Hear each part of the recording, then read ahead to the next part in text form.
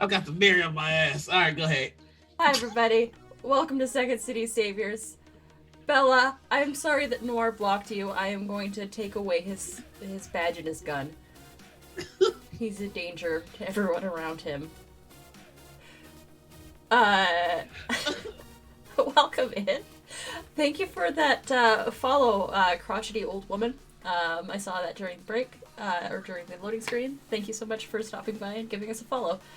I'm gonna turn it over to Noir because this is kind of his show. Without further ado, Hey, everybody. I'm Noir.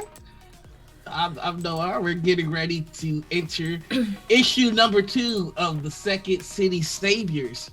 Um, we've got ourselves a very tense story when we last left off. Uh, magic has seemed to disappear from the world to the annoyance of some. uh, some people may, Cassie got a phone call from her father, who was looking to join up with his daughter now that he's returned from his arcane prison. That didn't seem to go very well.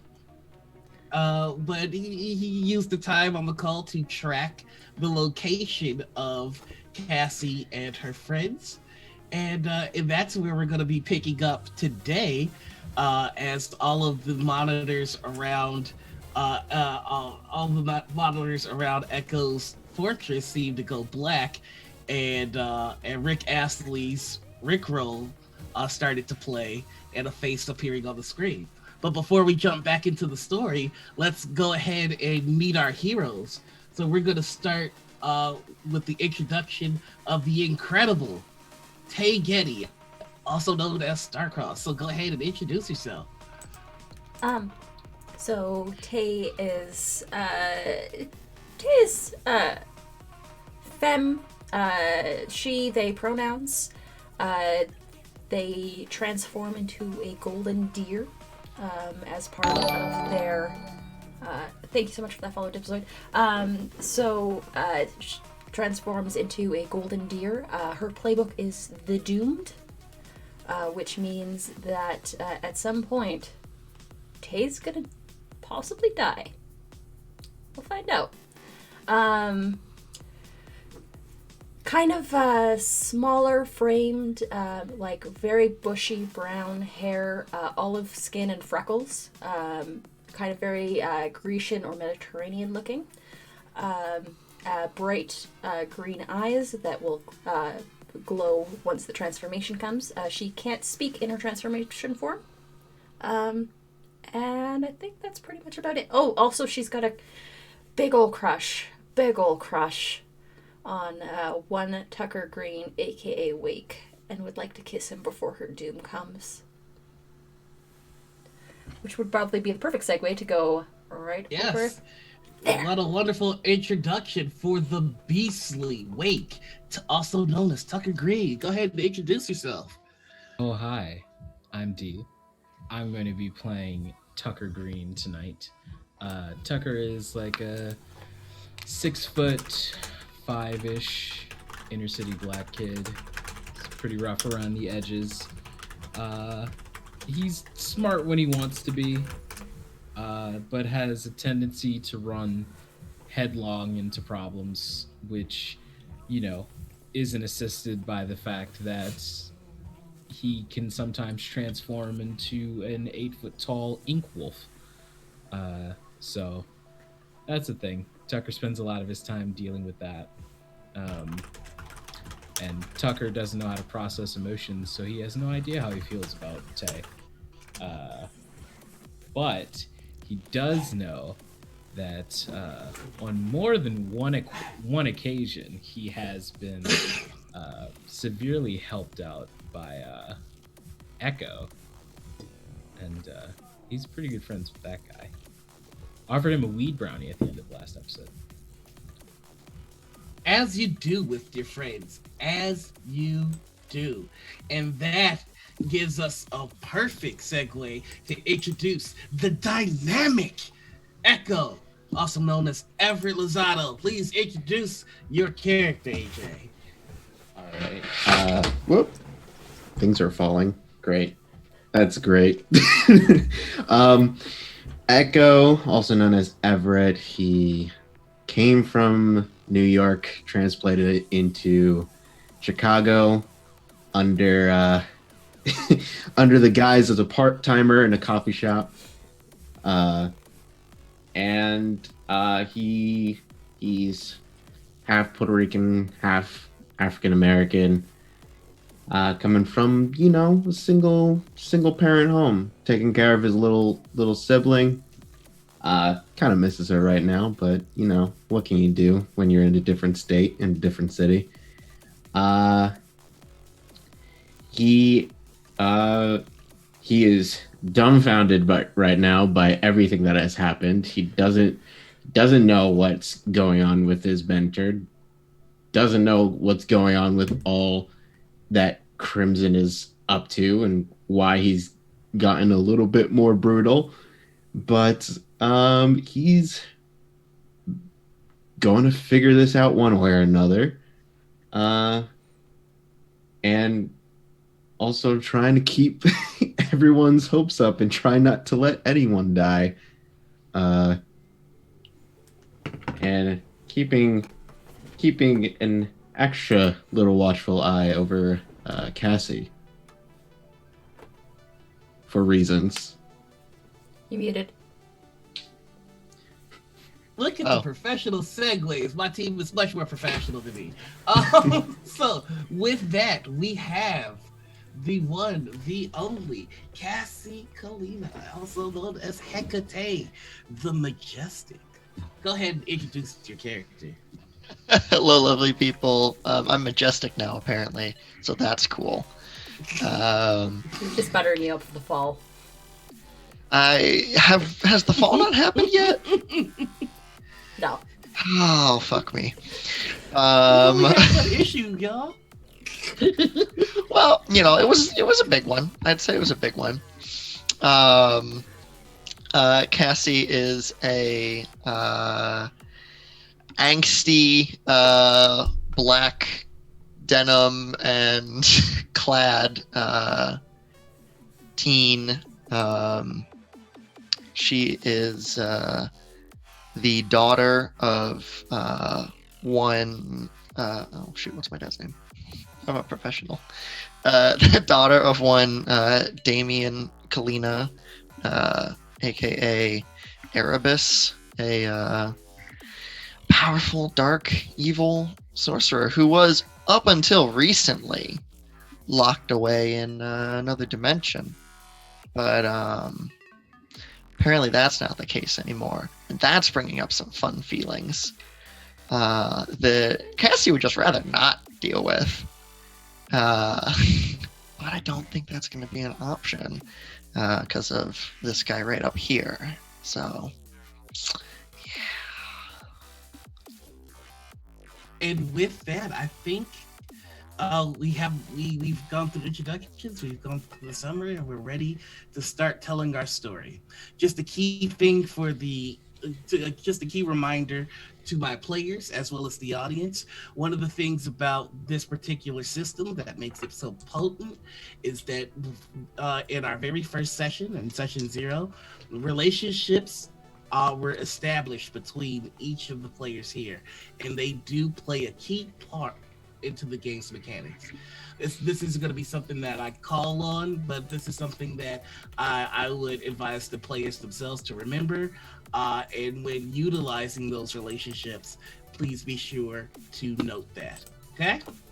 So with that, the camera zooms past just a small little cafe in a busy Chicago street. And then we zoom to the back of the cafe, and there's a dumpster. And we zoom under the dumpster. And we hear, just past the soundproofing, the loud blaring of Rick Astley's Never Gonna Give You Up. Just playing on loop constantly. And then a voice crackles through. You didn't say the magic word. You hear the sounds of all of your defenses locking down. You recognize this as a emergency protocol to keep you safe if people were trying to invade.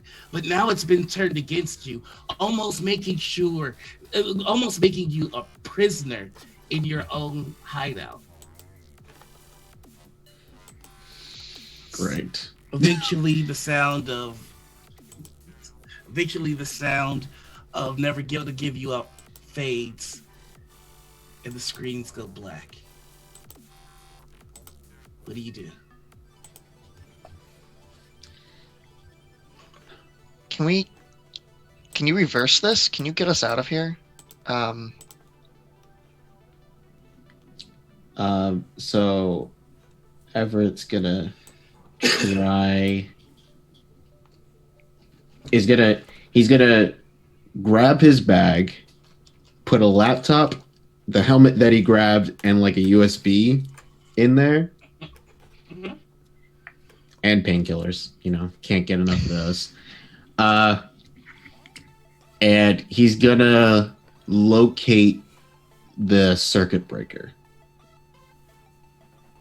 or Alright. So, try to manually reset the hidden base. so this is something that you're more than familiar with. This is part of the exercises that Madame Siren made you go through when she gifted you this hideout. You literally have walked this entire length blindfolded backwards and forward. So this is no problem for you. You're able to make your way to the circuit breaker. What do you do?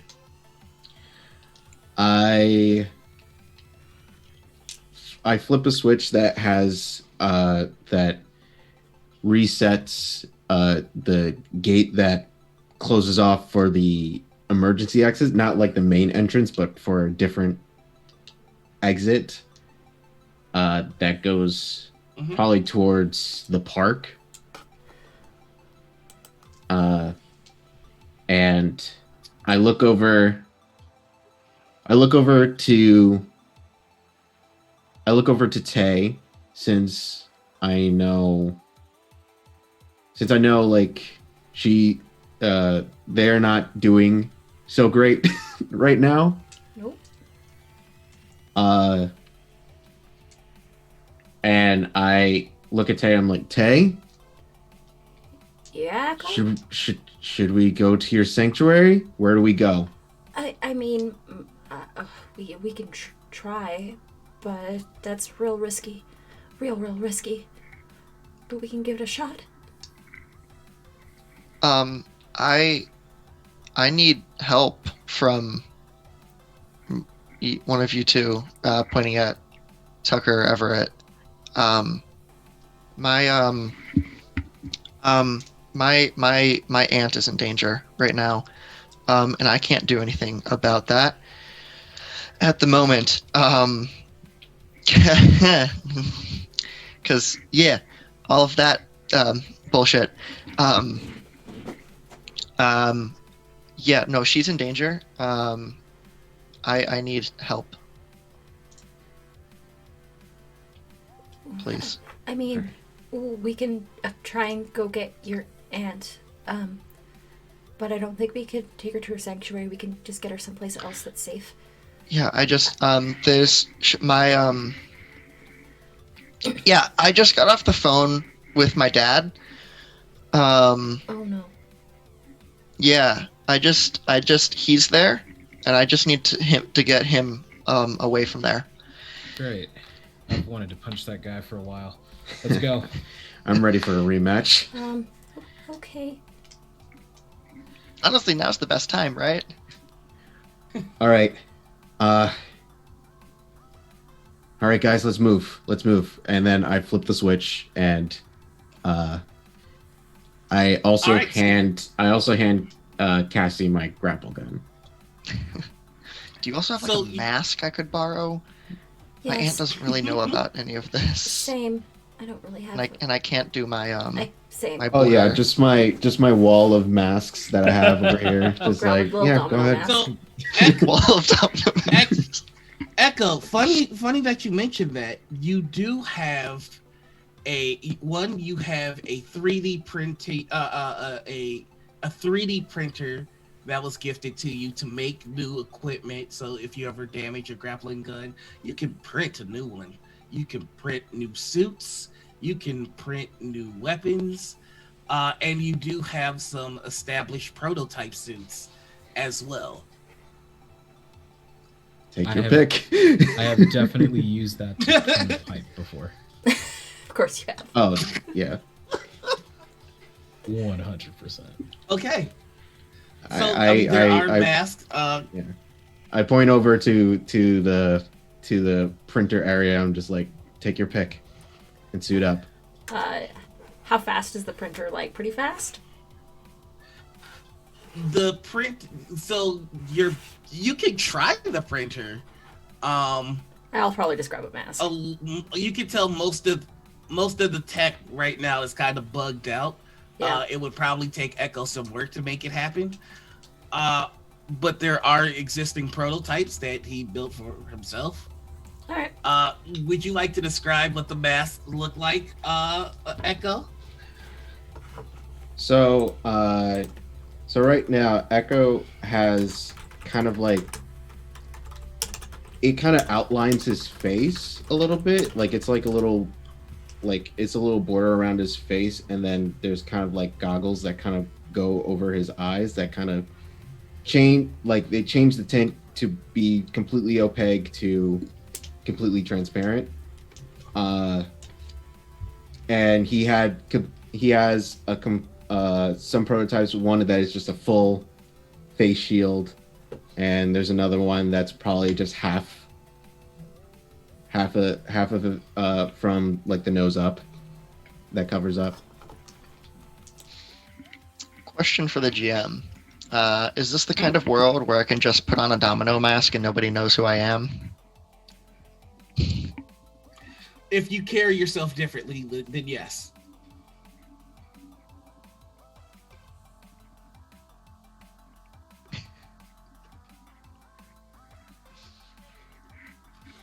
All right, I'll go for the full face shield then.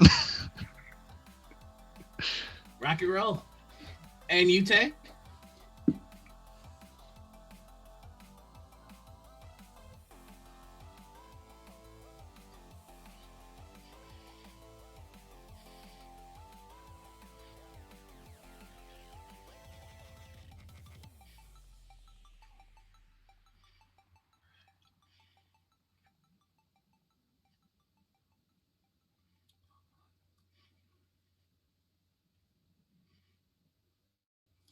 One sec.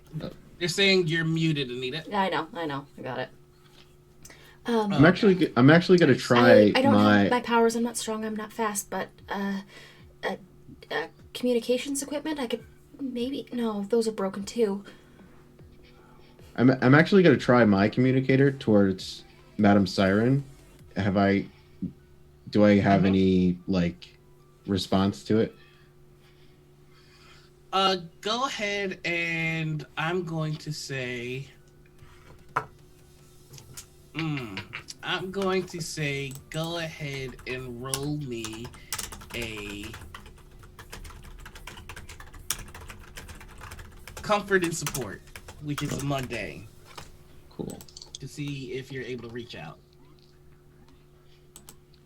That is going to be a 7. Okay. So you're able to reach out, and it's crackly at first. You're having a hard time hearing her, but after a while, it's Echo. Madam Siren, are you okay? Is everything all right?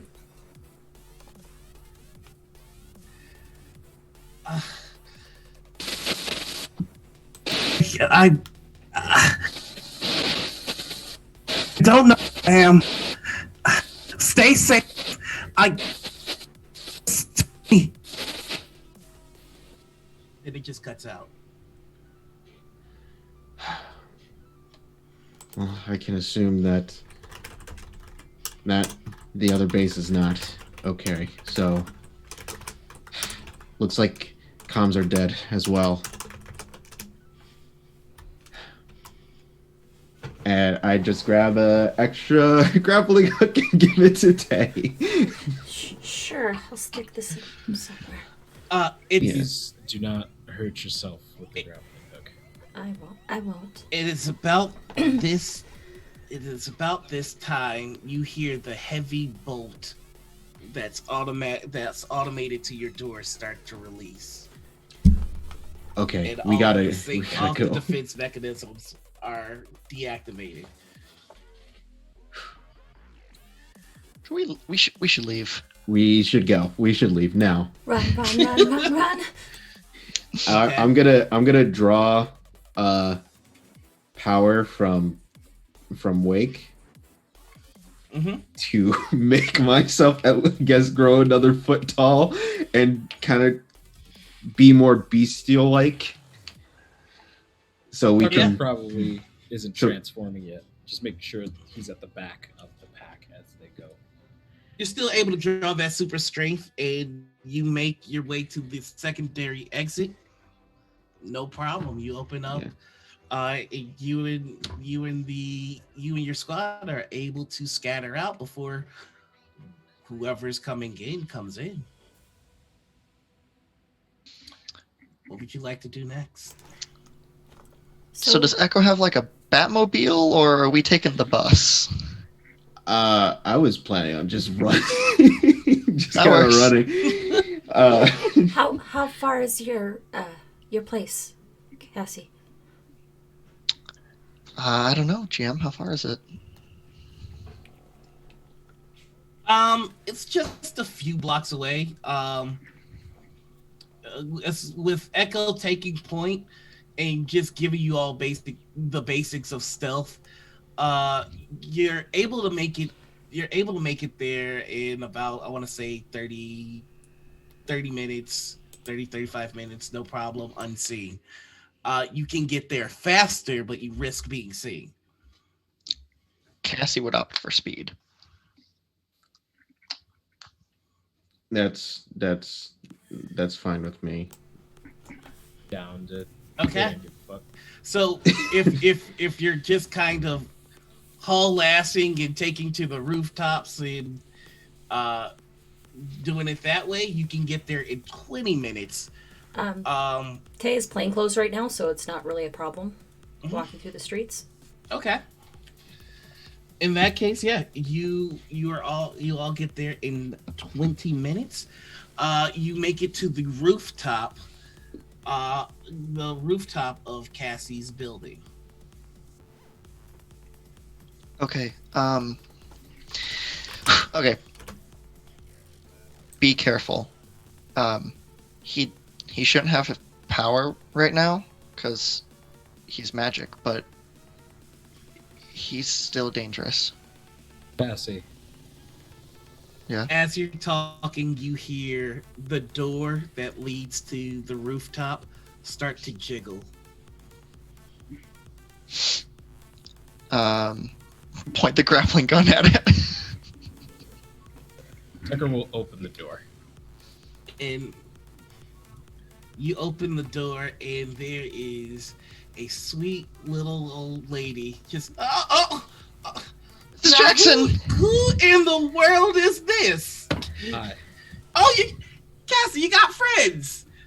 Certainly weirdly dressed friends. Mrs. Jackson, what are you doing? I mean, I'm sorry. I just want to come out as.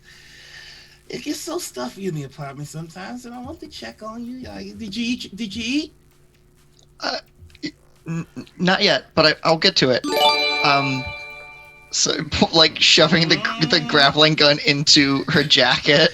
Tucker will sort of realize that this is just like a little old lady, and he's very imposingly like filling the door frame and just like step back and like let her onto the roof if she wants to walk. Now, what's that thing you got in your head? Are you doing that there cosplay? I've been reading about cosplay. There's a show on Sci-Fi Channel, they do the best costumes, and Yes. I just can't watch the one episode. Cassie is very into LARPing. That's what we're doing, is LARPing. Yeah, we're actually on our way somewhere right now, running really late. We have to. Can we just squeeze by you, please? Oh, of course, honey. Just be careful. Take care of yourself. Okay, thank you. Nice meeting All you, man. right. I think Tay's on the ground Last- level, just waiting last- to get let into the building from the bottom floor.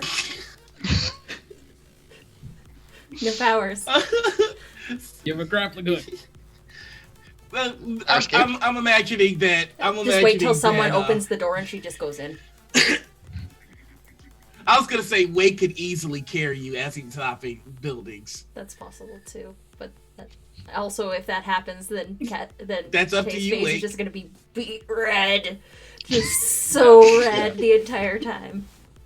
I'll Okay. scoop her up. And after I set her down All right. and she's like red, Tucker will just assume it's like motion sickness. Yeah, I get kind of wobbly when we're up high, and I don't have my powers. So, thanks. Good.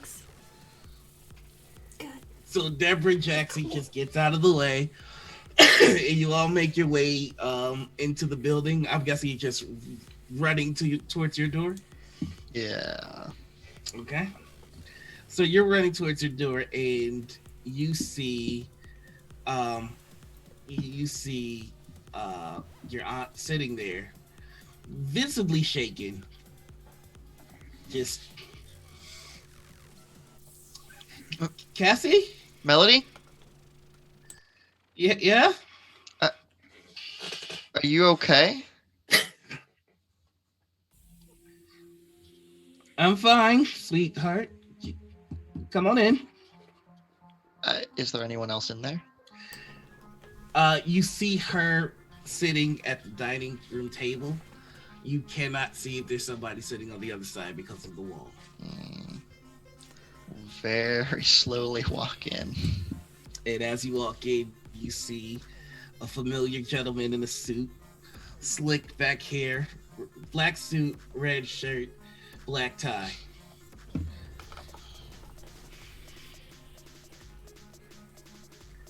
Wow, you've gotten so big. I'll hang back in the door frame. You don't belong. You don't belong here. Technically, I don't belong anywhere, but here we are. Do you Then feel maybe the you should go itch? nowhere, huh? Does it itch for you that it's gone now? Just it's like a missing limb, a phantom limb, right? I've been a little distracted. Right. Well, of course. Hello, Melody, Erebus.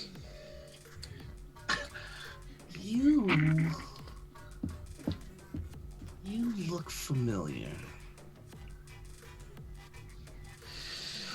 Oh, my arm is aching to punch you right now. Oh, of course. You're the Lord, the young upstart working with that delusional woman. Melody, if you could prepare plates for everyone.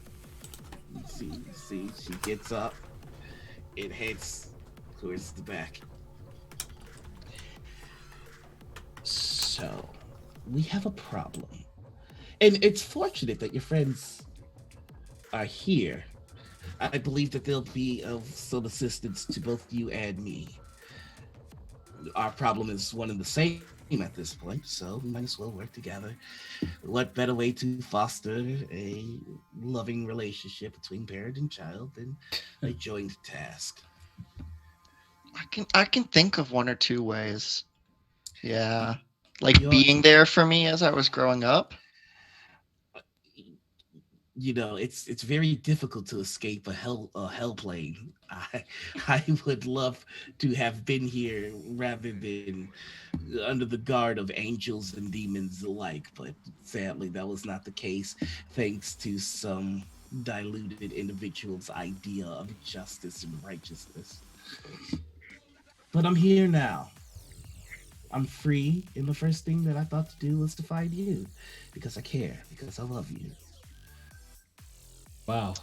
I mean, she said you were I don't pretentious, but understand how you think that you have any place to speak in this conversation. I oh, don't think you have any place to speak in this situation. You're outnumbered and outpowered. But I'm not outsmarted, which is the most important thing. Isn't that right, Cassie? Cassie right now is like fists clenched tight as possible to just keep from just trembling.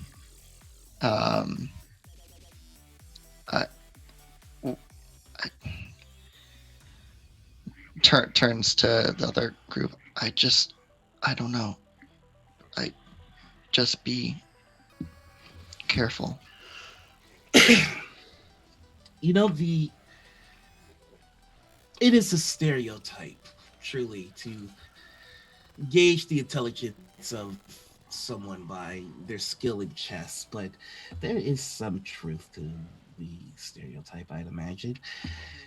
Understanding when sacrifices are necessary in order to advance one's own causes is, well, it is the mark of a true tactician. I love my sister. I do. Cut the crap, Erebus. What do you want? I want, I need help. wow, that must have hurt. Deeply. Mm. And why would we help you with that? Because currently we are living in a world with no magic. And a world with no magic is in a world worth living in. I sort of look to Echo and go, I'm chilling. I don't. You know, for someone who has so many conceptions about holding all the chips and outsmarting others, you sure do seem to need the help of people you're talking down to, and I just don't know how smart that is. If there were any chance that you would tell me no, I would imagine that at some point I'd consider holding my tongue. But seeing that your only option truly is to follow my lead, I don't see the need to censor myself. Your lost children, your leaders, your mentors are all lost. You have no idea where to turn next. And the majority of you, the most powerful ones among you, are powerless. And they need their power back. And so do I. I I will. Oh, sorry. Oh no, go ahead. Tucker will grow about a foot and move the entire dining room table with one arm. Do not call me a child.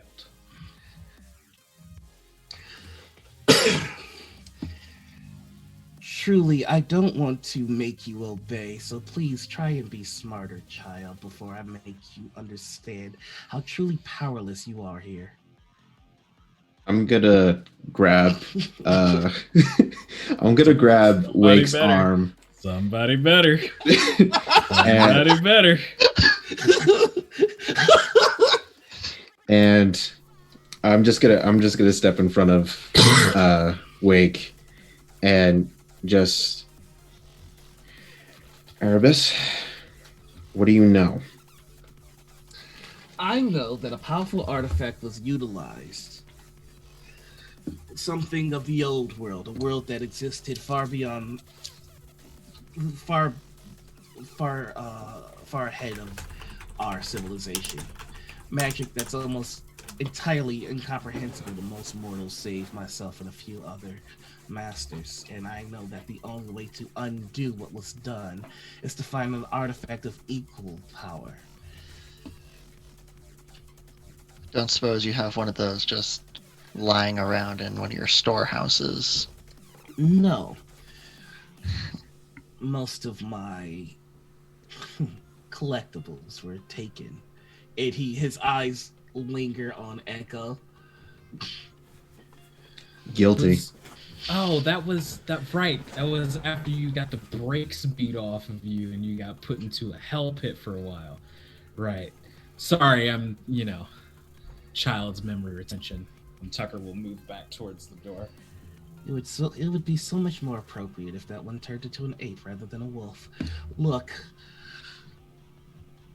I have a few ideas as to where we could find an artifact that could undo what's been done. The only problem is this place is particularly fortified. Even now, even without the presence of magic, there is a ward that, unfortunately, I am too old to cross. I require children. Even if we would agree to help you, half of us are powerless right now.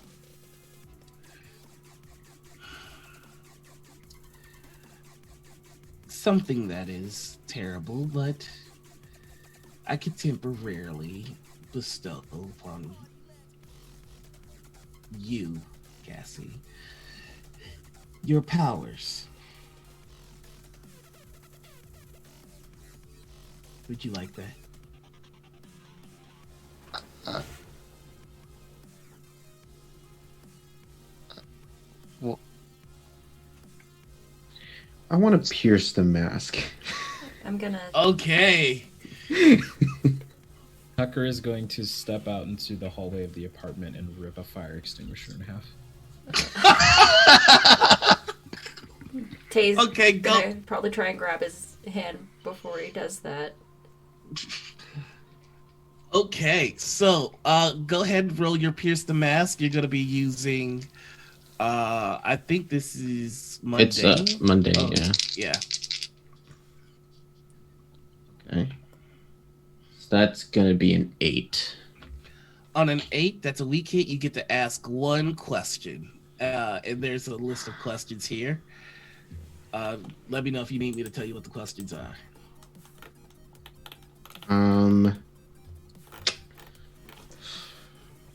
What are you really planning? What do you want me to do? What do you intend to do? Yeah. What do we want me to do is what he just told us. What are you really planning? I'm planning on bringing magic back, child. Have you not been listening? that can't Yes. be it. We all know that with going back to the chess analogy, there's not always just one move that you do without setting up another. Of course you want your magic back. We want their magic back.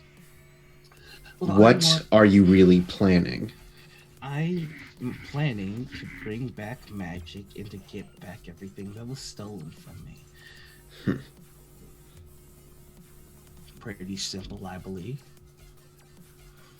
I make no qualms about the fact that you and you and your master are enemies. We are enemies still, but even enemies can take a moment to see the wisdom in aligning their interests. Two sides of the same coin, huh? One way or another, the story ends with me getting what I want. And eventually looking over the broken, beaten bodies of you and yours. It's only the time span that changes. So, work with me and stave off your inevitable defeat, or don't. Watch me remain victorious and bring your demise even sooner, if you will. Makes me no difference. I look over to Cassie and I look at her. I'm just, This is your choice. Whether we work with your father or not. You're the one that knows him best.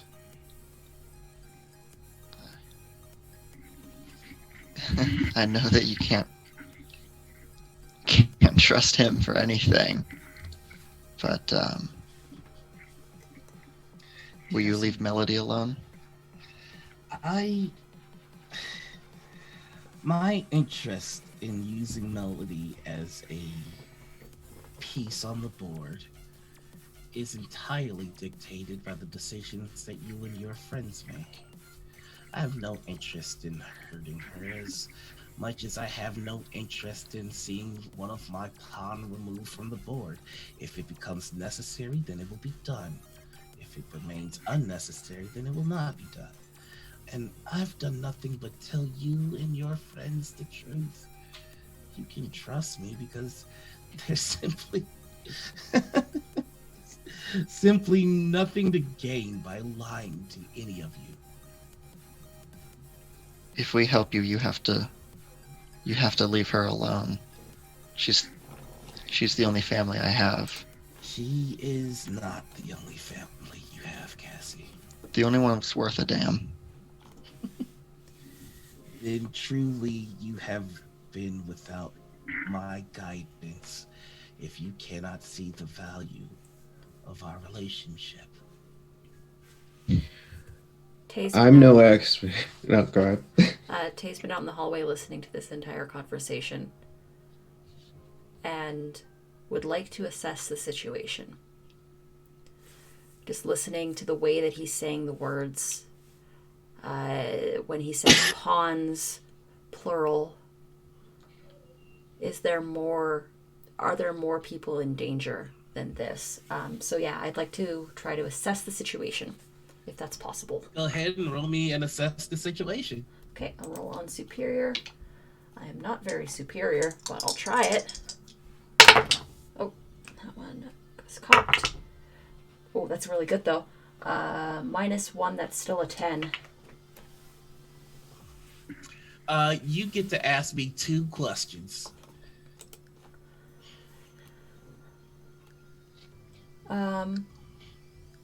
What here is in the greatest danger?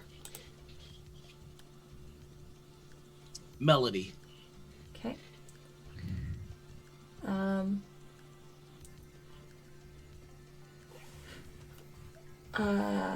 How could we best end this quickly?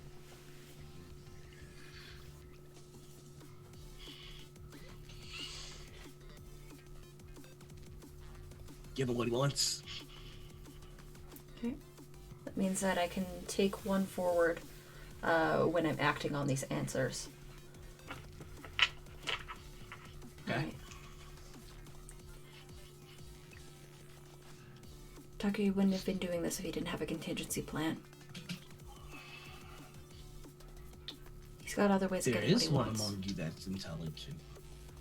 I'm just saying this from the hallway. With my back to the As wall. I've said. Yeah. He's responding. Yeah. As I've said. He wouldn't do this if he had a contingency plan. He wouldn't do this if he had more than one pawn in play. More than one person he could strong arm. I look over to Tucker and Everett. Not Tay because she's in the hallway, but and I just say, "Do you trust me?" I trust you, Cassie. Yeah. I will turn back to my father and say, "Fine, but we'll help you, but you have to make a promise that you will not hurt Melody. And not just that, not a fucking pinky promise, like something binding."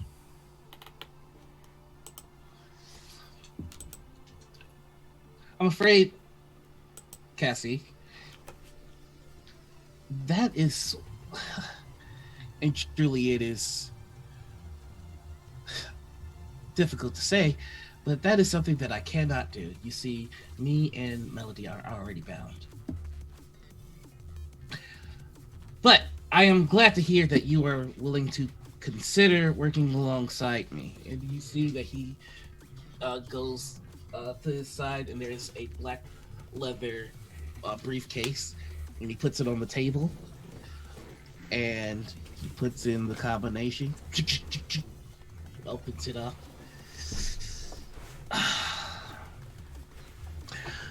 Because I'm your father and I love you, I understand that. I understand that there are some things that are beyond your character, as you have this faulty morality burned into you that we need to work on. And he pulls out a wicked looking dagger and he closes the briefcase, puts it back on the side, puts it on the table, and slides it towards you.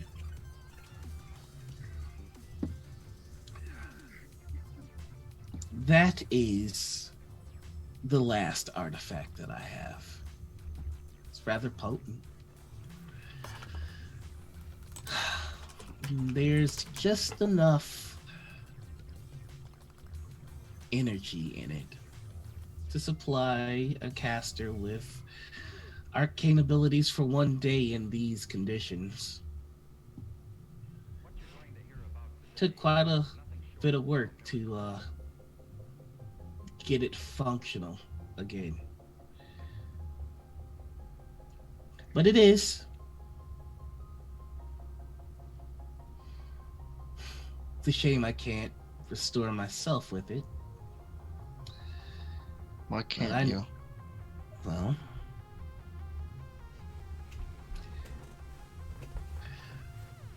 the key to saving magic lies in the Inglewood Academy, which is currently warded off from non students and those who have aged out of entry.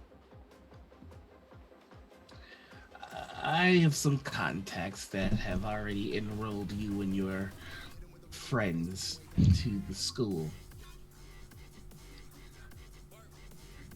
Tricking their technology was easy enough.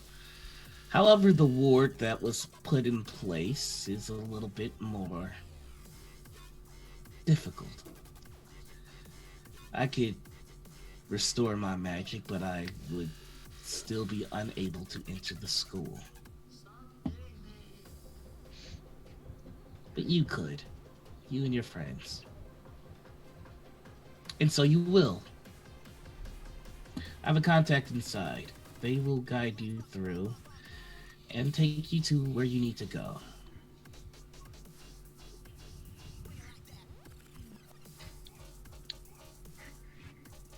Well, this doesn't make up for the 16 years of missed birthday gifts, but Or the Thanks general anyways. douchebaggery.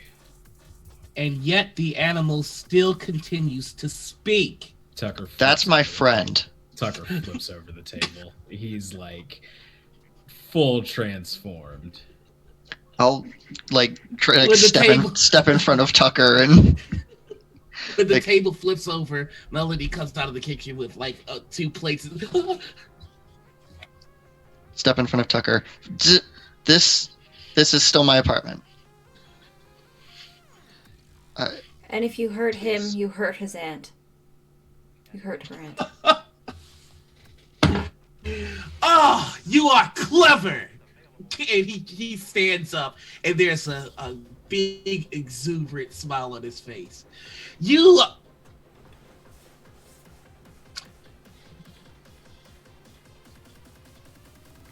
Wow, I can't believe I didn't see it before. This is the first time I actually bothered to look at you. Oh, poor dear.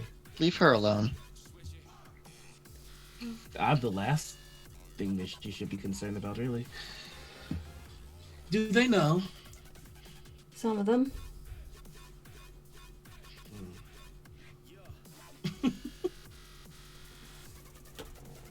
I'll step between Kay Yes. and my dad and say, leave her alone. Cassie, sweet, sweet Cassie, you really must choose better friends. At least friends with a better expiration date. Tucker leaves the apartment building. Cassie's fists are clenched. One around the dagger. Well, I assume it has a sheath. It Yes, yeah, no? it has a sheath. Okay, And then my as you hand is clenched around as you it. clutch, yeah, as you clutch the handle of the dagger, you feel the familiar warmth and whispers.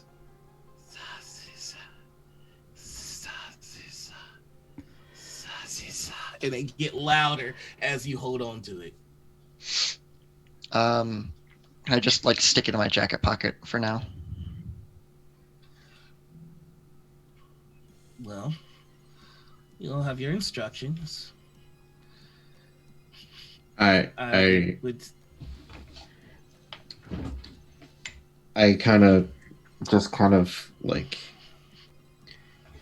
I kind of like pat Tucker on the back as he's kind of like as they're leaving the apartment, and I kind of put my hand on Cassie's shoulder and just be like, "Who's the contact?"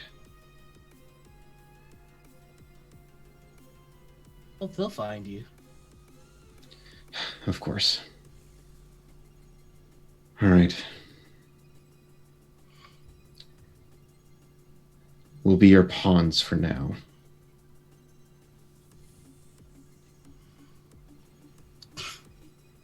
Thank you. I'm talking to my aunt before I leave. Feel free. I look at it. If, Go ahead. like as he says, feel free. He actually he goes into his breast pocket and pulls out a cigarette. And I will take my leave and enjoy the night sky. And you see him walk out of the apartment, and he starts to head upstairs. And you see an apartment door that he passes creaks open. You see Deborah just peek her head out and look at him and look at all of you, and then she closes the door. I look at Cassie. I'm like, take your time, and I leave the apartment, whipping out my phone.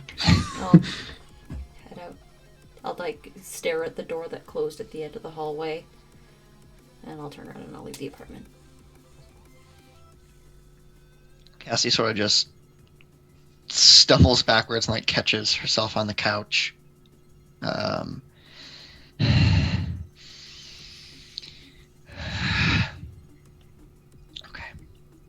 I'm gonna go talk to Melody makes Melody. her way over. Yeah, Melody actually makes her way over to you. Are you okay? I didn't think he'd ever be released from jail. I'm sorry, I can't explain everything that's going now, but I have to go do something. It's gonna make it better. You're not gonna get into anything that he's doing, are you, sweetie? No, I promise. He was always getting mixed up into. And you see, like she takes know, a deep Melody. breath, and it's.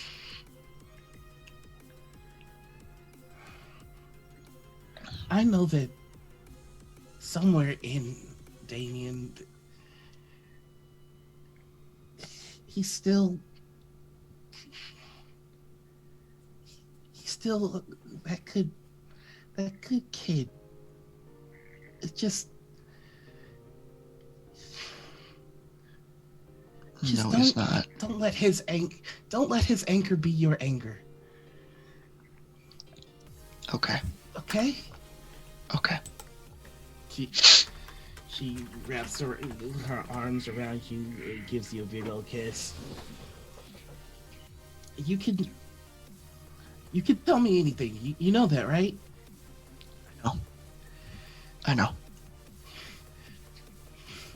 He's like this because of secrets. So don't. I trust you. It just. I'm always here. I know. No secrets. Okay. Okay. She'll walk out. You can. As you walk out, she's lingering at the door, and all you see as you walk down the stairs that lead to the entrance of the building is Erebus coming down the stairs, heading back into the apartment. Cassie joins up with the rest of the group, trying to fix her running mascara. Tucker is currently holding the apartment complex as a dumpster and slamming it into the concrete over and over again. I think Tay joined in and watching a little bit, intrigued and kind of terrified. That's not going to help, you know. Feels like it. Okay, 3 more smashes, then you're done, okay? 4. 3.5.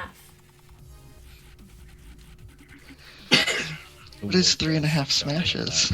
I don't know, something probably to make more. Yeah. As Everett's leaving the apartment, he's gonna de-suit. I don't like what is Shoot down. suit down, power down. I don't know. You're all in your civvies right now. Then I'm guessing.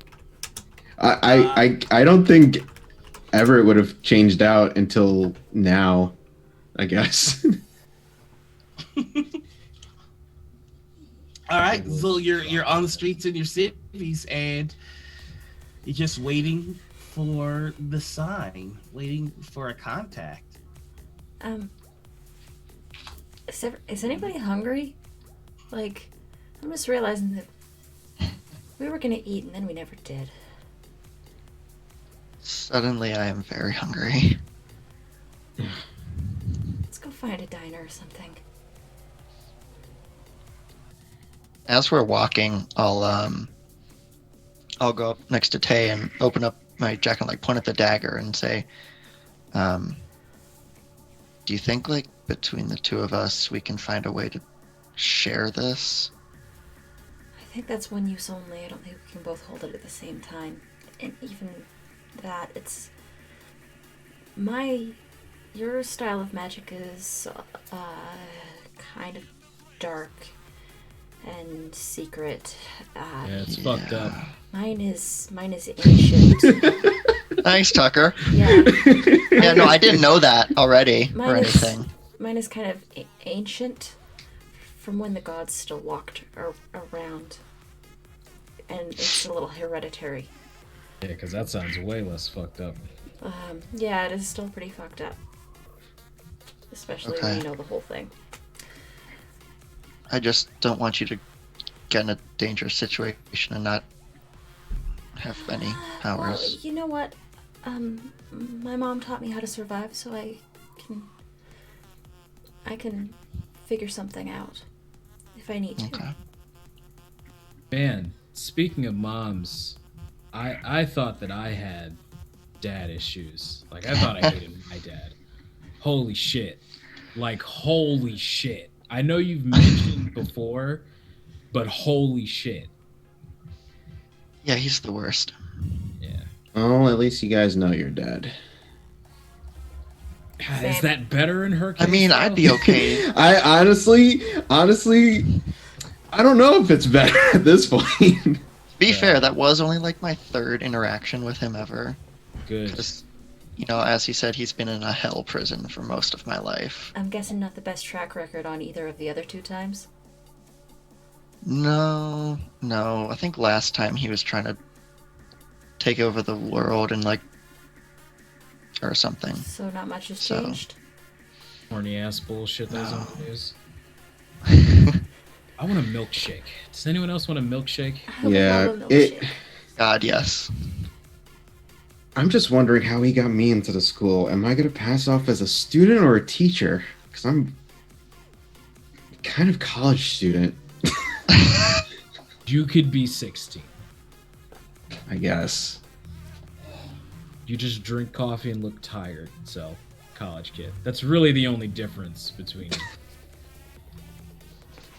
Would Tay have heard of the Englewood Academy? You know what? Let's find out. Go ahead and roll me I'm gonna make it an assess the situation. Sure. Again, I'm not very superior, but I'll try it. Everett, I can let you borrow some of my Oh, that's a makeup. fail. That'll definitely make you look like a high That's a big schooler. old fail. That's a 3. That's a whole 3. But that does give me potential? No, Well, then, I don't. Yes. Get potential. Oh yeah, I do get potential. oh, you never heard of it. Cassie, if you like, you can roll an assess the situation. To see if Yes. you've never heard of it. I also have -1 superior, but Nice. you know, can't hurt to try. I do have a That's skill. a 3 called- total. Okay. Get one I, of ha- those I have a rolls. I go to skill public school. called been reading the files. You do. You do. So- I love that protege move. It's the best protege move. So I guess I could use that. Yeah, go for it. Or I mean, I could just assess the situation as well, because I think I'd probably have the highest. This is actually like the superior. perfect time for you to use that protege move specifically. Yeah. Yeah. My God. My God. I got a 7. I thought I had a Okay. 6, but I had a 7. Just Jesus barely Christ. a hit. Yeah. So you can go ahead and ask me one question about the academy, or you can ask me one of the questions about or one of the questions that they give you.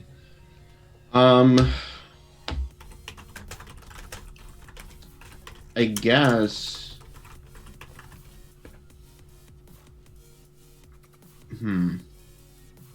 How prestigious is this school? This is the premier arcane college in all of the world. Oh, Figured. Great. Yeah. neat. Neat. I want to. Let's go to a diner. While Everett is poring over his files, I want to sidle up to Tay, and we're on our way to this restaurant, and say, Okay. I appreciate you trying to stop me when I get to be too much. I mean, it's okay to get angry sometimes. Yeah, I take it a little far. Sometimes I think that maybe that monster's changing me. Yeah. I get that worry too. From myself. But a different kind of monster, I guess. Yeah. Luckily, you're one of the toughest people I've ever met. So Yeah, not really. But thanks for thinking that at least. anyone who can smile while the world's on fire is stronger than they think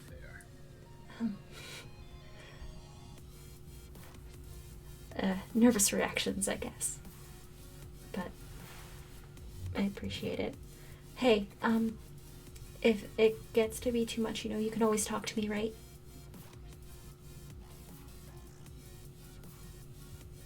Thanks. Hey, I need you to roll me unleash your powers. Oh, jeez. Oh, jeez. I will know what you go. That's on freak. Okay. Taya's just a little freaky. It's a little freaky. Oh, that's double sixes though. Oh boy.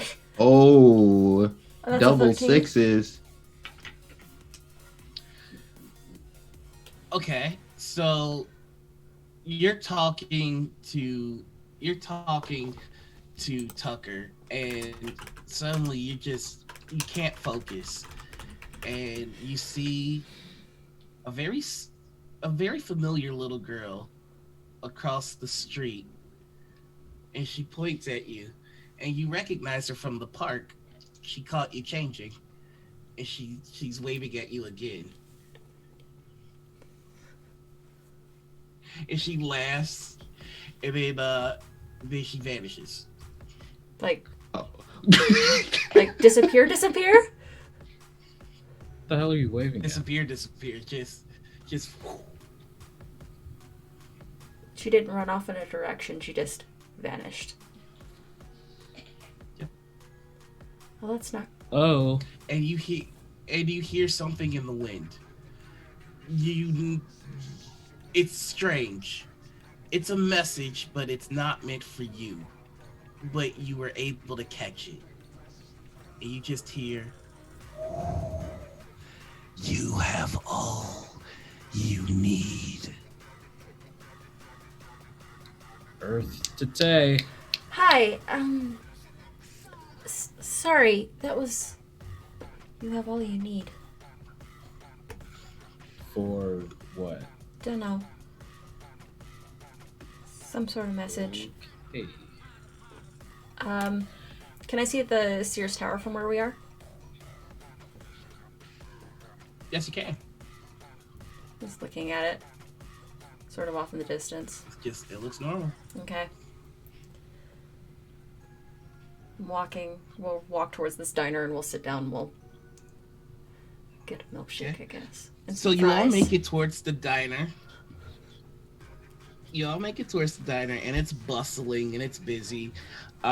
There's this heavy set Mexican lady that comes up to you, and she goes, "How can I help you all? What are we getting you all?" Big plate of fries, 4 milkshakes. That's right. Yeah, sounds about right. All right. Ketchup, cheese, any kind of sauce. Ketchup, just honey do a dry mustard, fry? mayo. Works. Give us. Fries? Yeah. Are you a criminal? Fine. Just get us 4 plates of fries. We'll handle I was this. just gonna say, get us a big plate of fries and then we can share. But Just you can get us a big plate of fries. Just put all his weird shit in like the dipping cups. yeah, just do like a couple dip. Hey, I'm not letting anybody dip shame in my restaurant. All right. If gentleman wants to dip in some weird shit, that's fine. All right. You don't let anybody tell you what you can and can't dip into. All right, you dip. You want to what? Dijon mustard? What's that? Honey mustard? Dijon. Honey mustard. Okay, that's cool. Usually that's for the chicken tenders, but you want to do it for the French fries. That's okay. I'm glad that you're accepting because I will not be. You want to dip your fries in honey mustard? You're a fucking weirdo. Thanks, that's Tucker. That on that.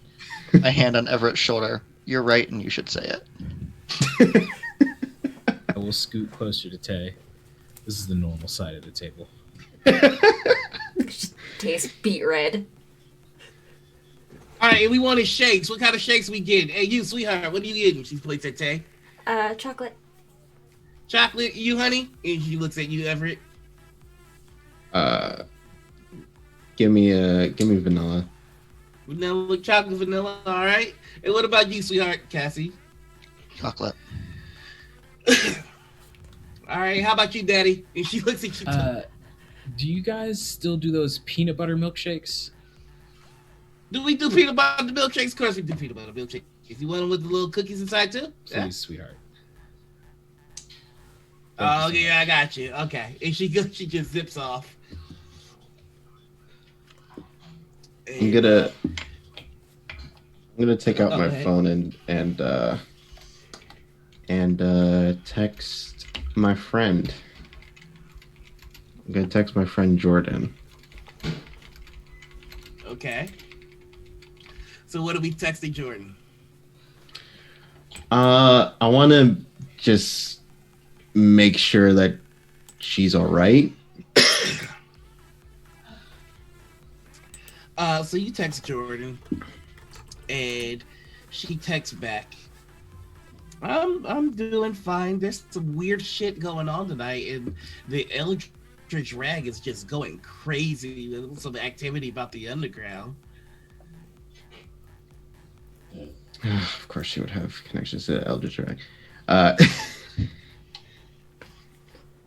can you ever text back? Can you send me some references? I might actually. Yeah, whatever.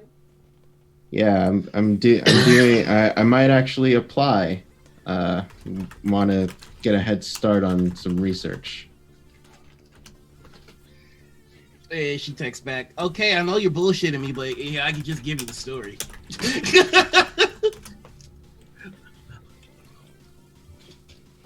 And she sends you a couple of screenshots from this tabloid that talks about the supernatural in Chicago. And one of the things that they're talking about, and this is a live update, apparently, magic is gone, and there are some suspected individuals of a supernatural base that have disappeared. There are some rumors that creatures that are born of magic, like your vampires or your werewolves, are dying out. They're vanishing. And apparently, according to this article, this all started because of a murder between vampires and werewolves.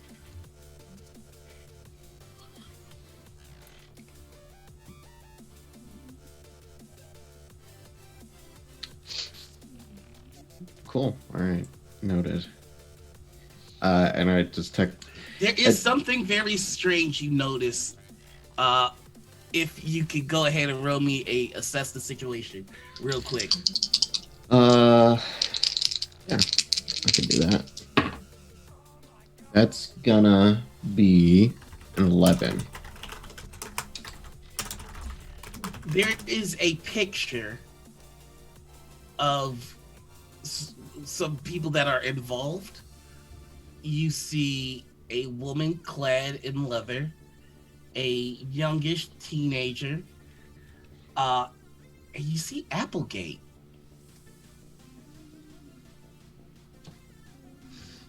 And you also see a older gentleman in like almost like in robes. So a woman in leather, a teenager, Applegate. I hate you more.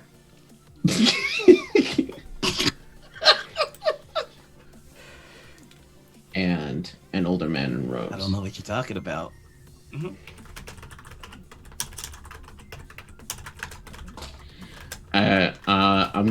I'm gonna text Jordan back is like, just kind of like the smiley face is like, you know me too well, and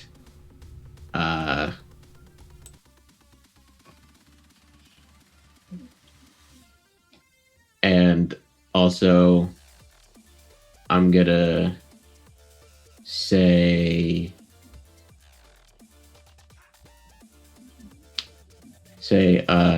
I'll treat you to a bacon, egg, and cheese when we get back to New York. She goes, thank God, because if I have to eat this lasagna pizza one more time, I'm gonna kill somebody. Damn straight. That hurt. Wow, that must just destroyed you inside. That was. I'm committed. The sacrifices this man makes for the characters. Someone clip that. He said No, it. you fucking He said it. Someone clip it. You fucking Dude, did. AJ's gonna make that his ringtone. I'm gonna throw up a little bit.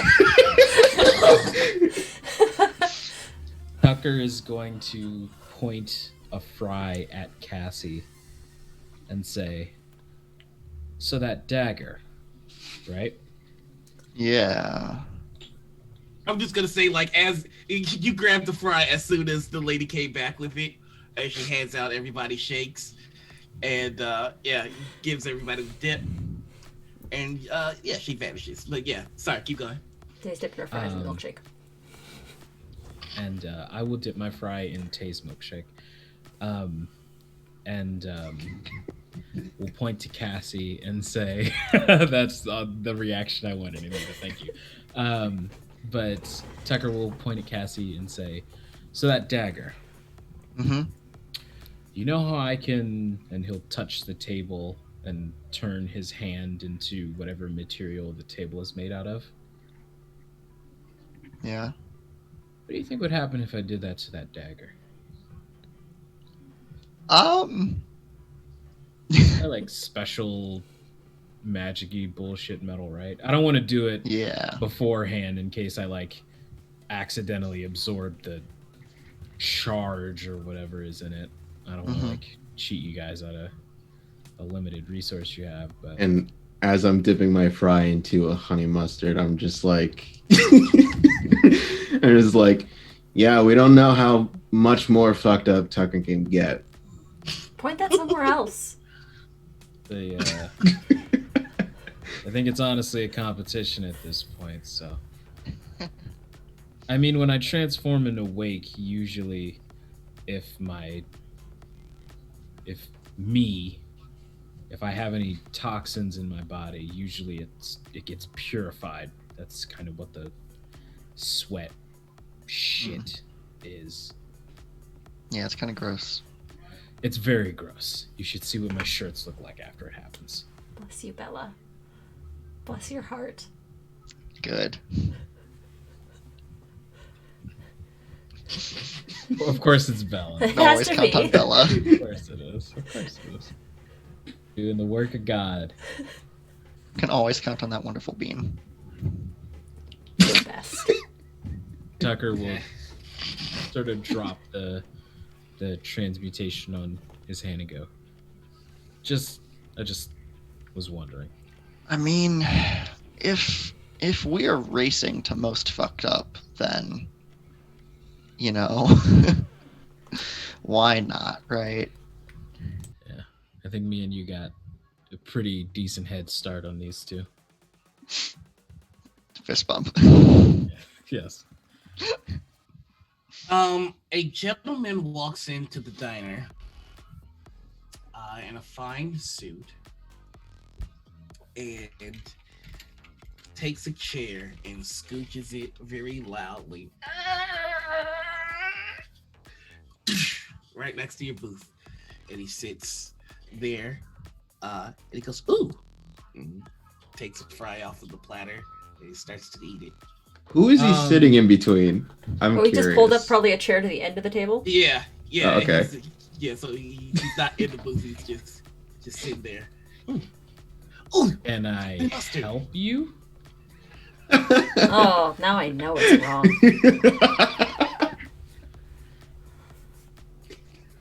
Who are you? Oh, I forgot. It's because I don't. Citizens. Oh, God my and see. fucking God. Oh God! Fuck you.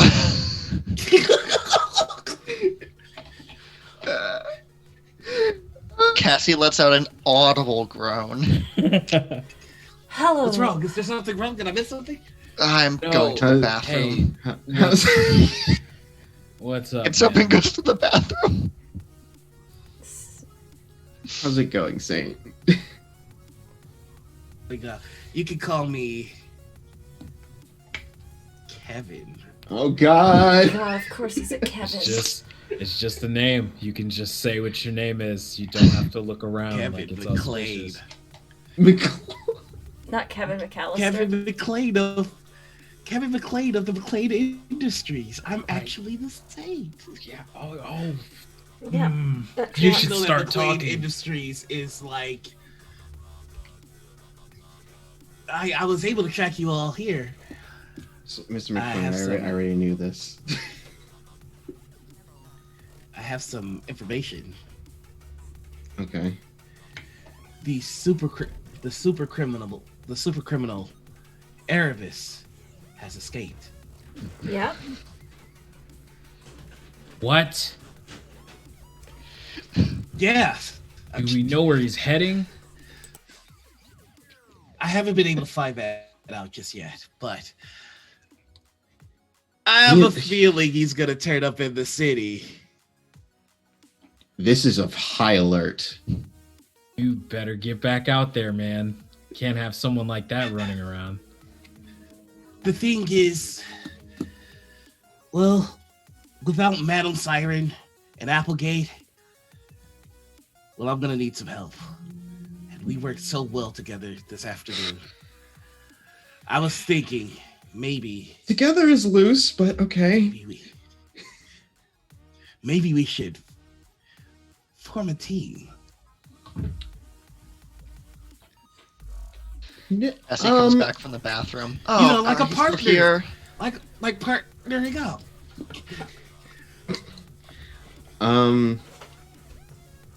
Have a milkshake. This is the best day ever.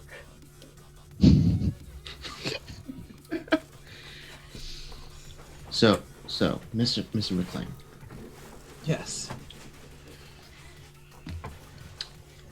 we can be in a partnership a little bit. We got to keep it under wraps though, because we can't alert Erebus Really far under wraps. really far in the wraps. We can't alert Erebus to anything. Well, you're right, but I heard word that somewhere in the city Mm-hmm. is a relative of Erebus. Like, I think he has a secret unknown prodigy. And if we can locate them, then we can beat Erebus and stop him once and for all. You know, Madam Siren couldn't do it, and Applegate couldn't do it, but together, I think we could get him. Wow. Tucker is just going to just the most weary smile and go, I fucking can't with this dude, man. I swear that I don't want to dislike you, but you just everything about you is I can't. It's so difficult. Tate's arm's gonna go onto Tucker's, bicep. Okay. Tucker, look, I understand. I do things by the book, and you're a little bit more of a renegade. And I know that might cause us to butt heads. I mean, it was also not a good idea to be like, "Hey, stay at McLean Labs. We'll do some tech." That wasn't a good first impression. Look, we've all made mistakes in this life. It's part of the calling of protecting the city. We've all made sacrifices.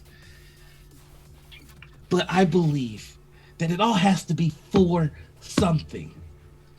There's something going on in this city. Something we have to stop. Something that only we can stop. Something that only we can stop. Well, there's Together. the best way that we can do this. What are you looking at? I have a proposal, Mr. McAllister. McLean. Playing. Kevin McAllister. McLean of McLean Industries. Mr. McLean of No, McLean Industries. that's Home Alone. I'm Kevin McLean, the industrial billionaire. Okay.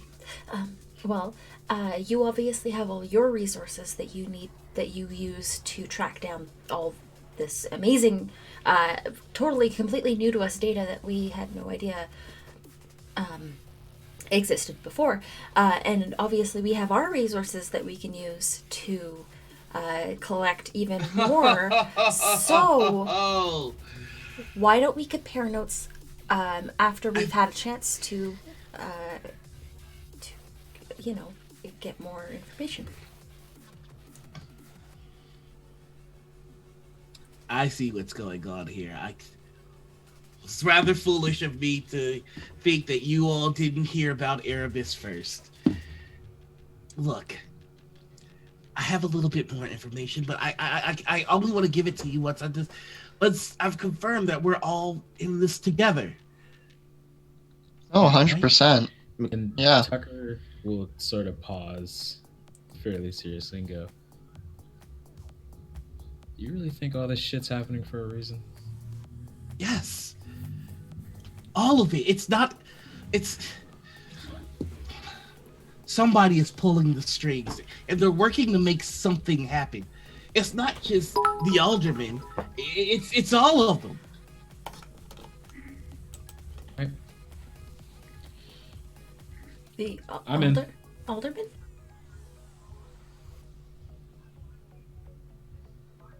I have information.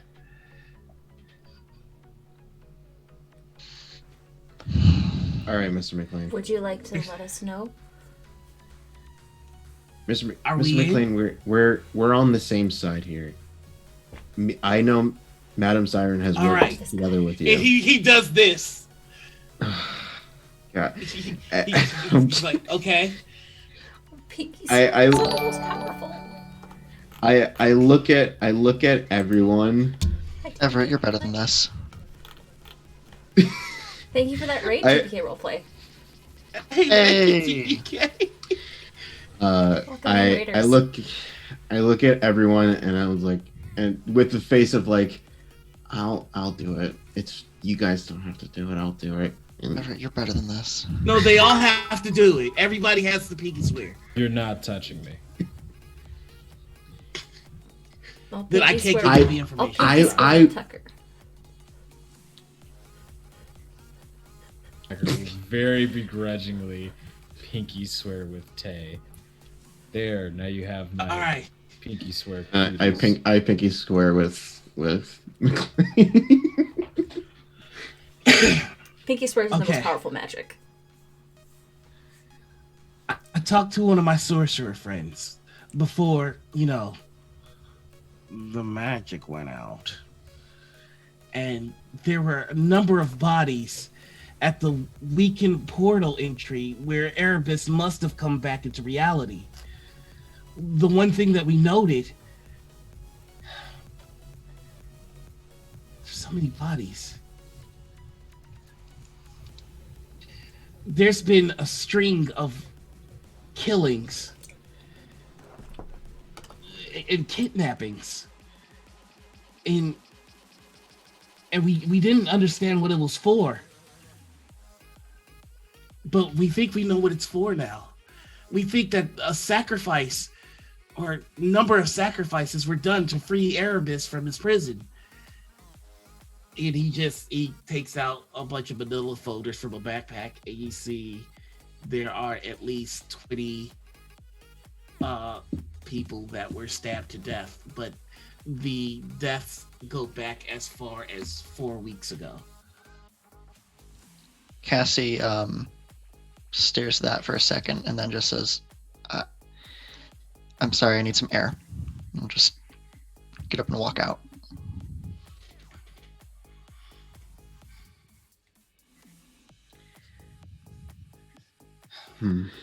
So, what do we call ourselves? You know what? I think that can be your first big assignment to work on. Okay. Well, if you ever need me, and he passes you all badges, activate the prayer line.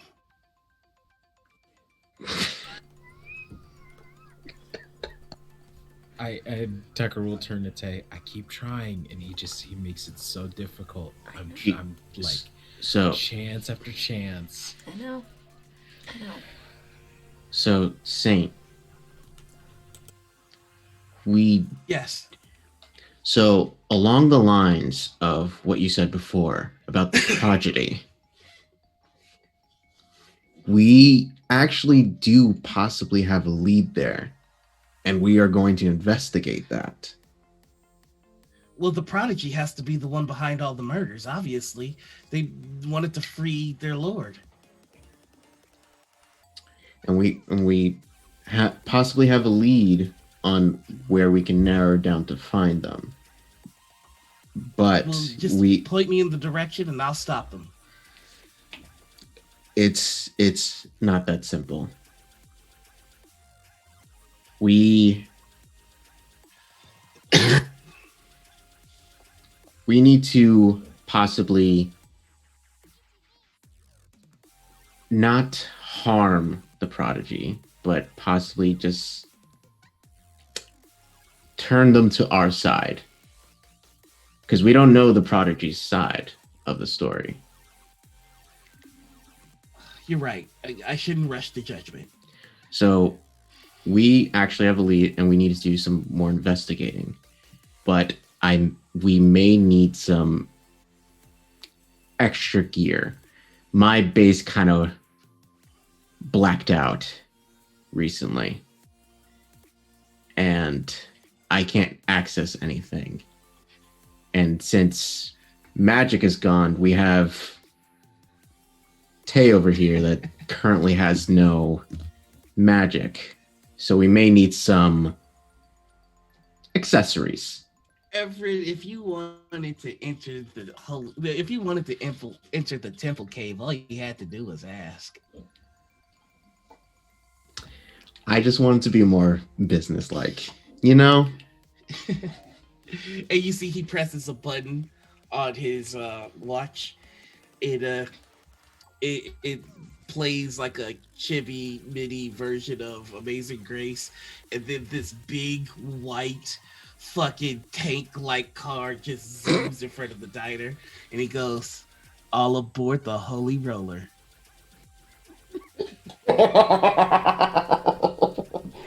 No, you're right. You should probably punch him, Tucker. So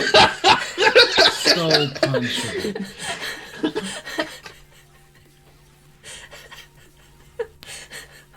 Fucking hate the saint. Why is he like this? Why are you like this, Him. Noir? D absolutely adores the Saint. Tucker cannot stand this man. I think Cassie would rather go talk to her dad.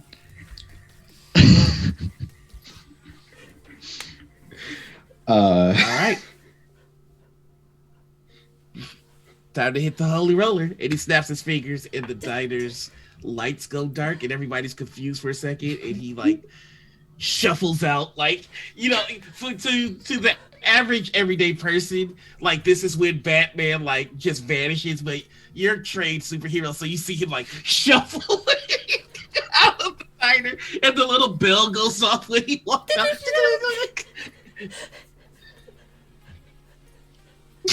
So Cassie was already I'm outside going the to diner at this point. She just see the car So come you up. see him crouching in his little suit, What the and he fuck? gets in. The rest of you follow suit. I think the lights probably would turn back on, and we're just kind of just sitting there, and I kind of look at Tucker and Tay. I'm like, you wanna take this to go? I'll pay. I got this. I got this. Don't worry. Okay. Yeah. And I was like, check, please.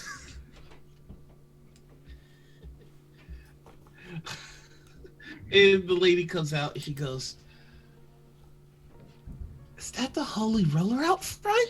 Oh my god. Yeah. It leaves the restaurant. I'm following after Tucker.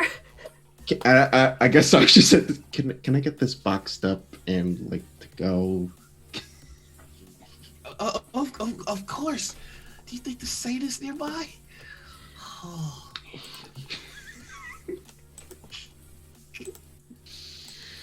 I love the saint. The people's So champion. pure and badass. He's like puts it all in a to-go box and hands it to you. Thank you, and I hand her cash and a tip. Tucker will get into the car because he refuses to call it the Holy Roller. And The seats are Yeah. warm. They're heated seats. it It's very smells like my comfortable. granddad in here. Are we like aqua getting velvet. inside this thing? Bad tobacco. Yeah, He's- hop on in, Morticia. We got places to be. I just hand everyone their milkshakes again. And I was like, we got the fries. The saint. I mean, so sorry. Kevin goes. Just put the shakes Yeah, in the cup cup holders. holder. For sure, for sure. Yeah, Thank you, yeah, thank yeah. you. It's hard to clean out. It's all white. Yeah. Oh. Yeah. Of course it is. You know, Jeeves has a hard time cleaning when I'm coming here. Oh, I'm gonna kill this man. I hate him. I hate him, Noir. I feel like I'm. bend down to pretend to tie your shoe and spill a little bit of chocolate milkshake under the Dang seat. it. Just a little bit. Just enough so that it's hard to find and it'll start smelling like rotten milk after a couple days. as soon as the stain hits, you hear warning, master. Warning, master. Stain detected. Stain detected. Butterfingers, And he sorry. goes, I thought I said he used the cup holder. I did, but it slipped out of my hands. I'm sorry. It's fine. I didn't mean to yell. I didn't mean to yell. I was just about to call Tucker out on that. Tucker Sorry. Tucker will Sometimes I'm like clumsy. Tucker will stare ahead just like out the window and will pinch Tay on the arm, like just lightly and like very poorly try to contain a smile on his face. Just like trying not to look at anything. The sad part is probably I have to ride shotgun. You Oh, sure I'm not doing it. Probably the only one who You will. sure do. Oh, his taste in music is probably terrible too. It's probably all like yacht rock and dad rock. Oh no, it's Christian rock. Oh, it's God. with Fucking that is. heat Is it blast. is it Casting Crowns or Toby Jesus. Mac? Jesus, take the win. Like it. Cassie will hand Tay. And with No, that- it's definitely Casting Crowns. Cassie will hand Tay her turbines milkshake. Explode in the back, and then the holy roller zooms off. Oh god. Yeah, I'm not Okay. hungry anymore, Tay. You can. So you're all making your way, and he's zoom-zagging, he's riding on buildings. It's madness. Tay, can I get another unleashing your power? Mm-hmm.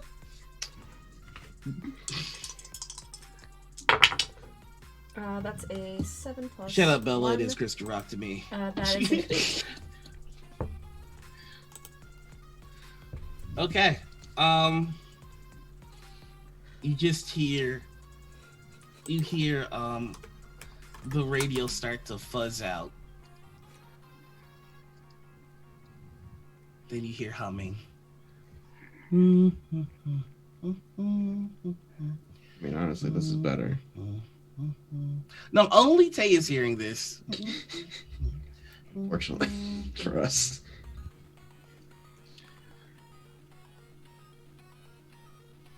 It's probably like the bars Then you too. hear a chorus of voices really low. Bring magic back. Bring magic back. And they're getting louder and louder, and it's starting to get overwhelming. And then you're rocked as the saint hits a jump and then comes tumbling down, and it's just driving like a madman. I think we've got a timeline here. Oh my gosh, hi, thanks, Madam Gandalf, for that raid. Oh my goodness. Oh, The my partner. God. Dang. Is that Oh, the oh my lord. partnered streamer? The? Gadamandal? Partnered, Madam Gandalf. The partnered streamer? Welcome in. all right. Welcome in, Raiders.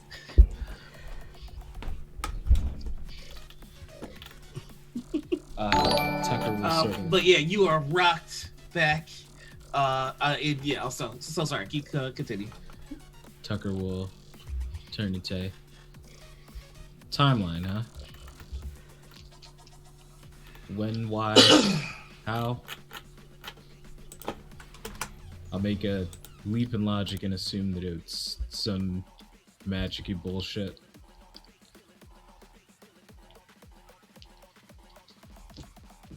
Hold on. Magic does tend to be bullshit like that. Yeah, for the most part. For the most part. Car jerks to a stop. You're in the middle of nowhere, and you hear Kevin slamming on the accelerator and nothing. What? He's pressing buttons. Hell. Jeez. I think Jeez. this is our stop, everybody. We gotta get out. You mean this is our Cassie gets stop? out. This is where we need to get out. The car does not unlock. Like the end of that It is One not Nightmare on letting Elm me Street open the movie. doors. Wake, can you Oh no. open the door? Hey, so, funny story. This car's totally run on electronics. I'm guessing it has a newfangled computer system, yeah?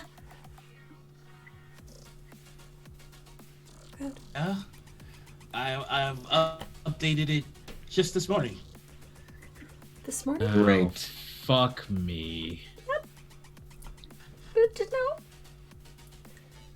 Oh god, here we go.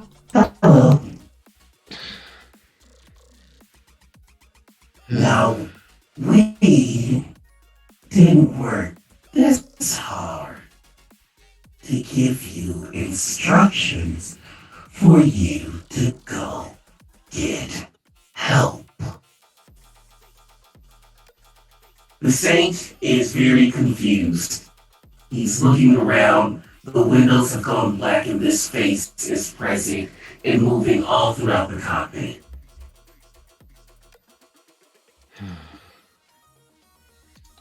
Hi, Crimson. We're not here for you, Echo.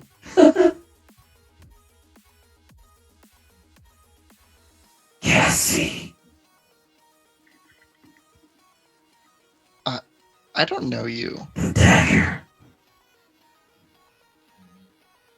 The dagger. I have it.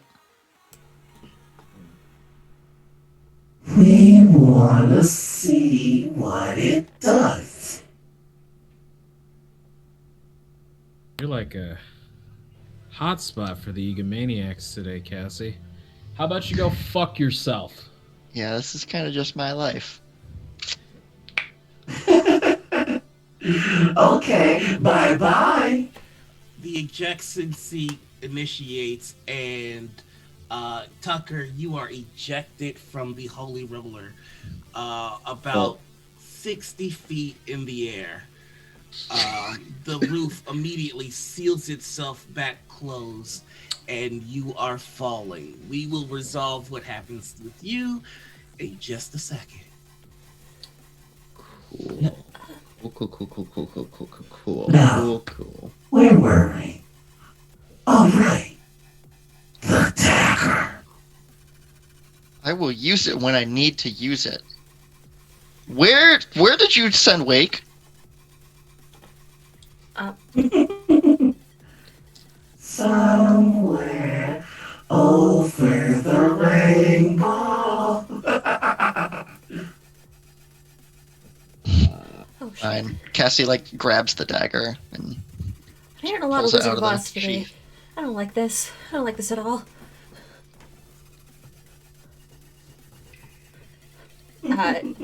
Tay's just Cassie like grabs the an dagger and animal in a pulls it cage out. trying What to find happens? anything.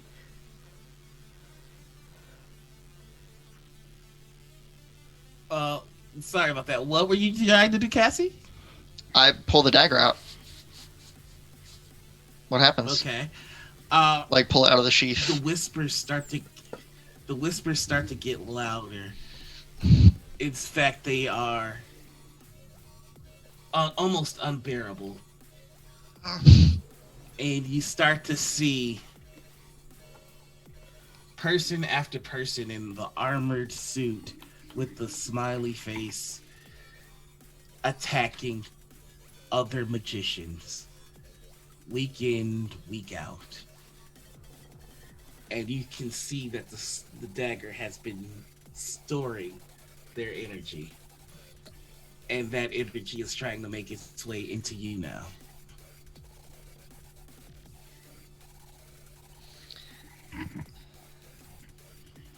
I'll let it happen.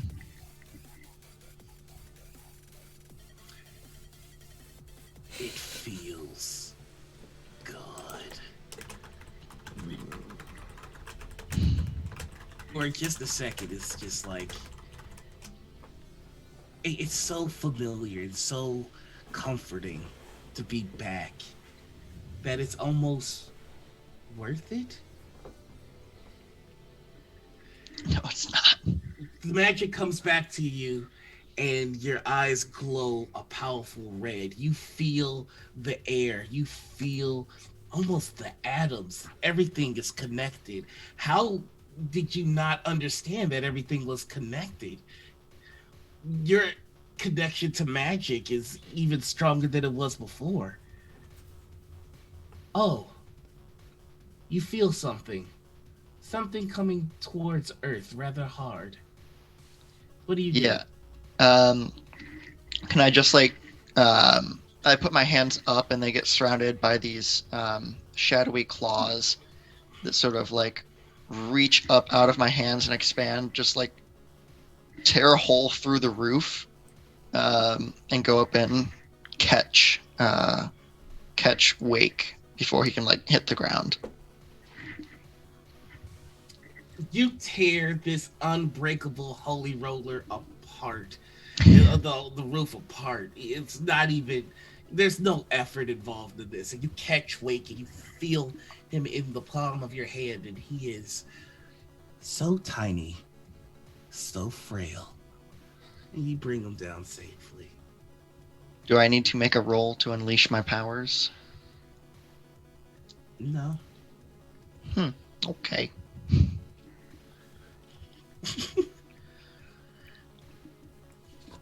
The car goes black again,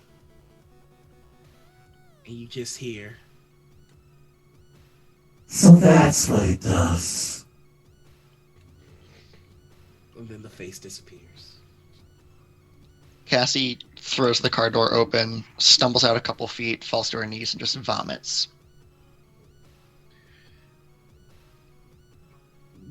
After you purge yourself, you look at the world and you see magic dying all around you. You can feel it. You're connected to it, and you hear a voice, almost a choir.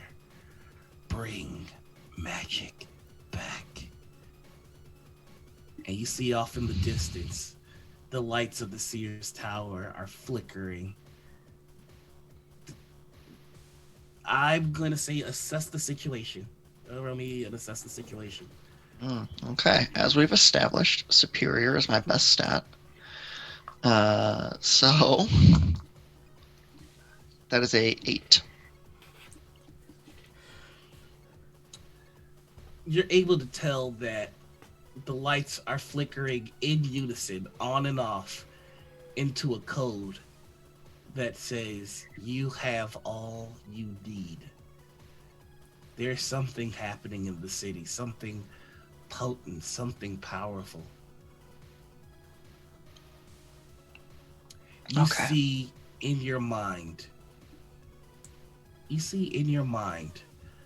a deck of cards. You see, as you close your eyes, and one of the cards being placed in an envelope.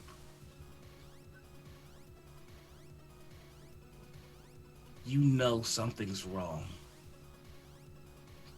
There's a power that you have in you right now from all the souls that are in you, circulating, moving back and forth.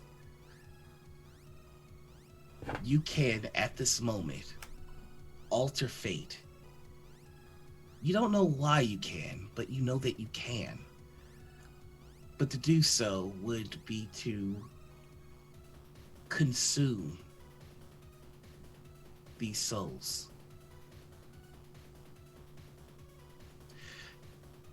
Something is telling you that the choice you make now alters everything.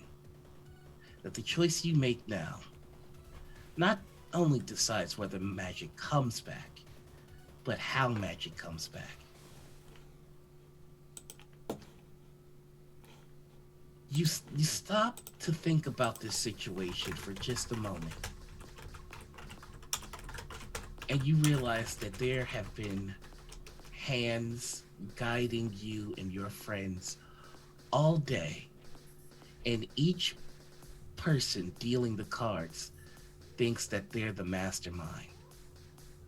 Crimson, Erebus, the Saint. Each person sending you in a different direction, but it was always meant to lead you here and now. You can choose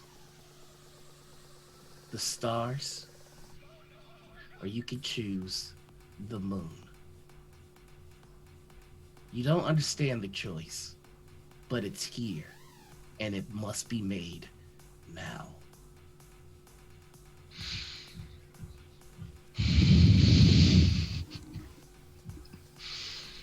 Oh, correction.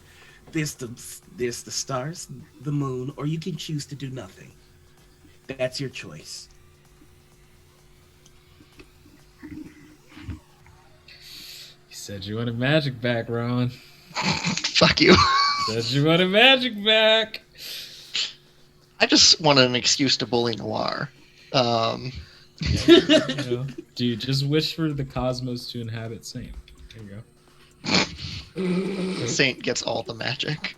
Say it becomes a cosmic being. Saint's the sorcerer. I have ascended.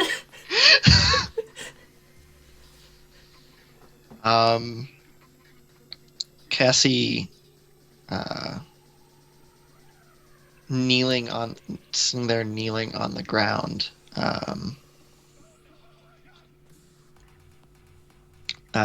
staring off at the city.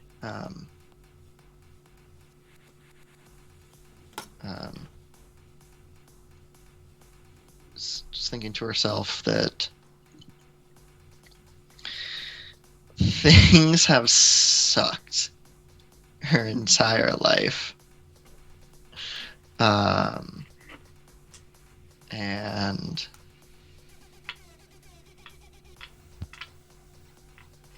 maybe different would be better.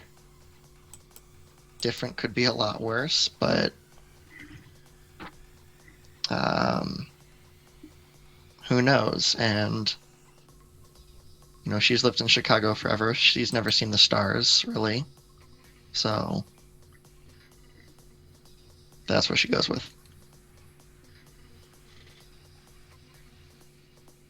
Okay. And then vomits one more time. Well, I never get the vanilla milkshake from there. It's not. It was the chocolate one. So Yeah. you see an envelope, and you take the stars, and you put it in the envelope, and you send it to the Aether. You see the Sears Tower lighting.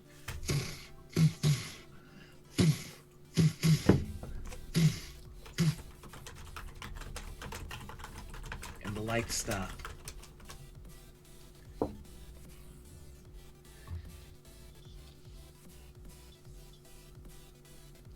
There is a lightning storm you see that starts to brew in the distance.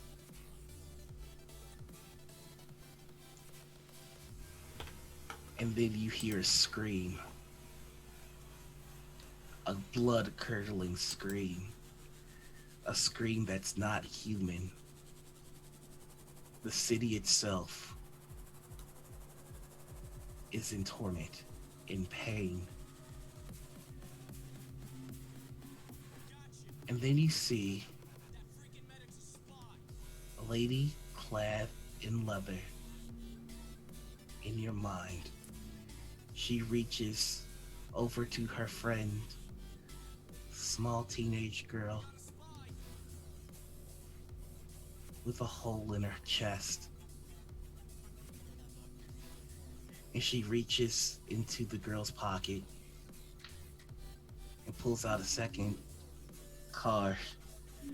And she's just about to take it out of the envelope before a foot comes slamming down. And then the older gentleman in the suit takes his gun and he shoots her in the head.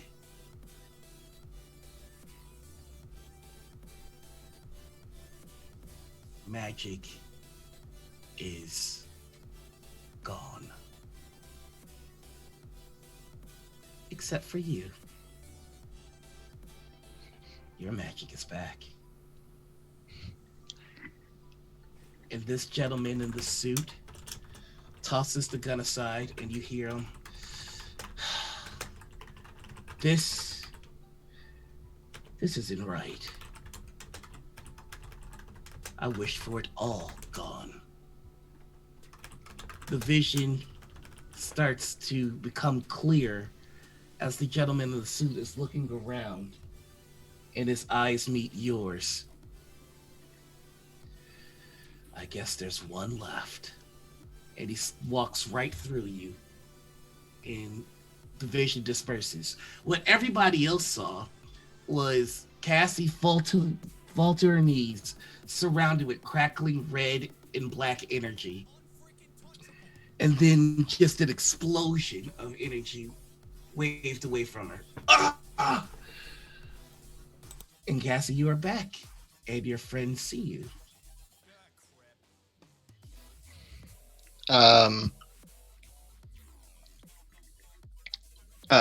Yeah, no, Cassie's just on the ground, kneeling on the ground, dissociating, staring off into the middle distance. Dagger still like clutched in her hands. Tay's gonna come up and sort of grab her on the shoulders.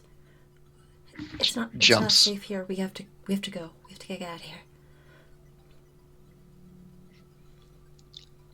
I think I ruined everything. But we can still save everything, right? I don't know. Cassie looks at the dagger in her hands and just chucks it as far as she can. You chuck it, and then you hear.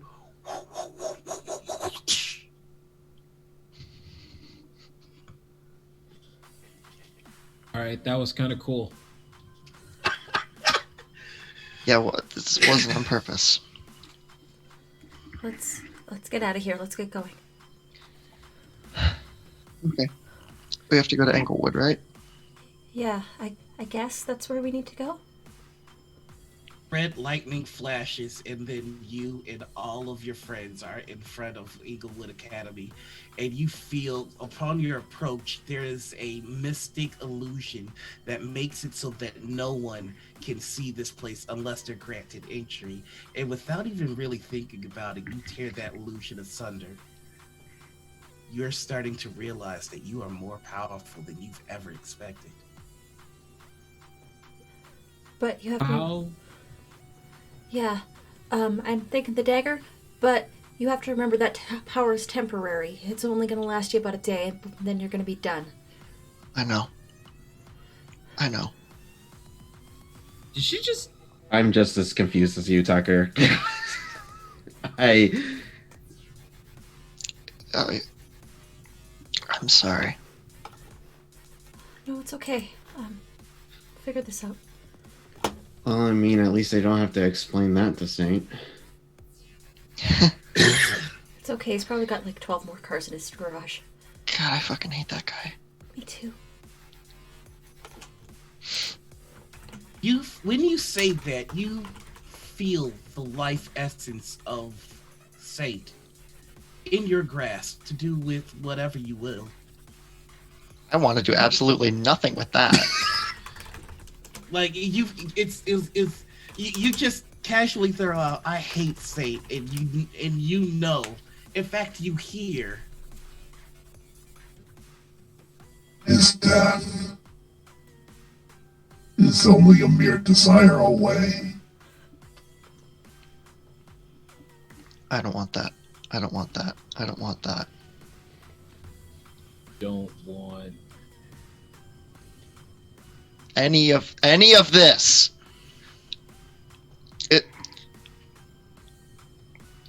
This is wrong. This is wrong. No, I made a mistake. This is wrong.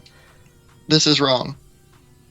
Okay, well, I mean, Well, we need to Everett- find a way to make it right then. Let's go. yeah. Echo said earlier that this is like the most hoity-toity magic bullshit school in the country, right?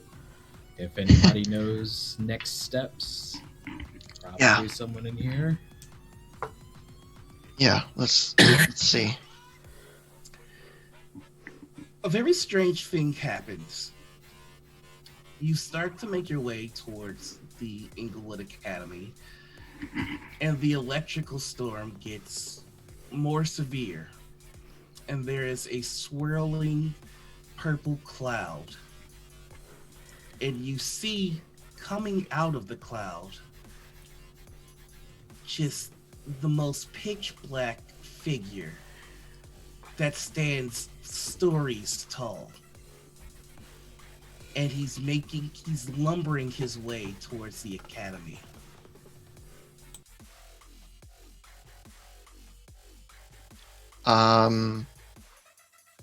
I am actually going to need some, let's see.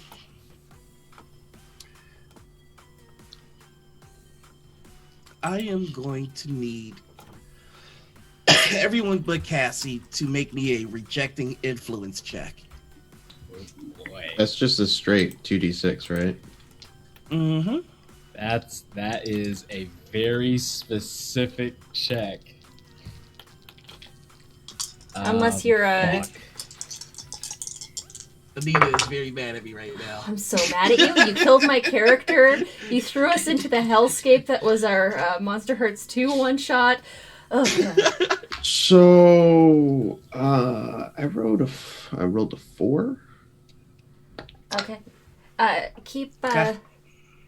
keep in mind that every time you fail a roll or don't succeed on a roll, you can mark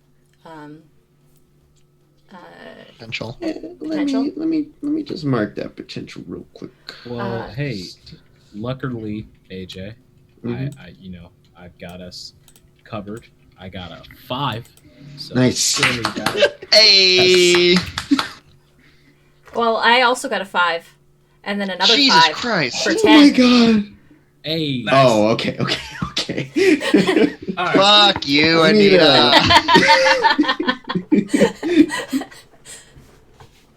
So, stepping out from this swirling storm is a 10-story, like at least a 20-story tall eldritch being.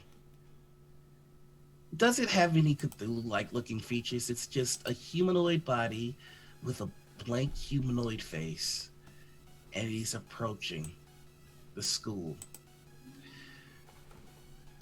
Echo, Wake, you have never seen anything like this. This is so out of my league. yeah, that's some This is that's some spooky bullshit.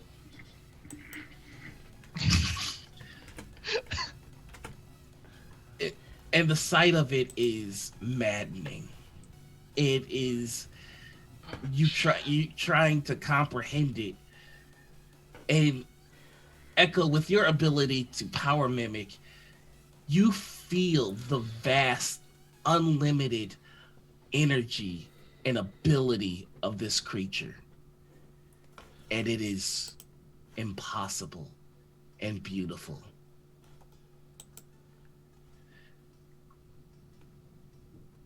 Wake, you are used to being the strongest creature in a room.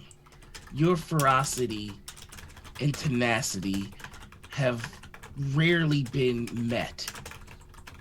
But in the face of this thing, you're barely an ant. And coming face to face with that is daunting. Do either one of the magic users have anything to do against Lovecraft country over there? Um, Tay, Tay, this creature is incredible. It is fascinating and impossible, and it is everything. But there's one thing that you're certain of.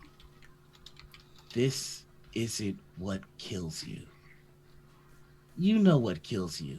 And as rare as it is, this is one of those moments where it's kind of a good thing. Oh, that's comforting. Terrifying, but And pretty fi- comforting. And finally, Cassie. This creature is massive and filled to the brim with ancient and dark and potent and unspeakable magic. But right now, so are you. yeah. I'll turn to the other three and I'll say, go inside. Do what you have to do. I think I got this. Aye, aye, Captain. And Tucker's going to scoop up Tay and go in the fucking door. All right. Hey, do we want to take a quick 5-minute break? We've been at this for 2 hours now. I support Yes, for we time. can go ahead and do that. I just want to before we do that, I just want to get who's going inside and who's staying outside. Inside. Indoor kids. I'm going to also go inside, but I'm gonna say to Cassie that is like, this is your turning point, and then go inside.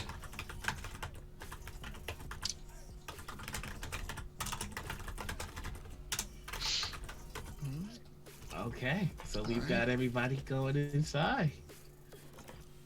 Except Cassie. Now, of course, the eldritch beings have to have a conversation. This is a wonderful time to take a break. So yeah, we're just gonna take about a 5-minute break. We're gonna stretch. We're gonna get some water, do a Good bio, Lord. whatever we need to do to sort I of. think my brain's been buffering for the last 10 minutes, so I'm gonna yeah, let it catch up. absolutely. I'm so sorry, y'all. Yeah, No, it's we're Believe gonna you. we're gonna talk Yeah. about how you murdered my character from the previous. Sorry, Bella.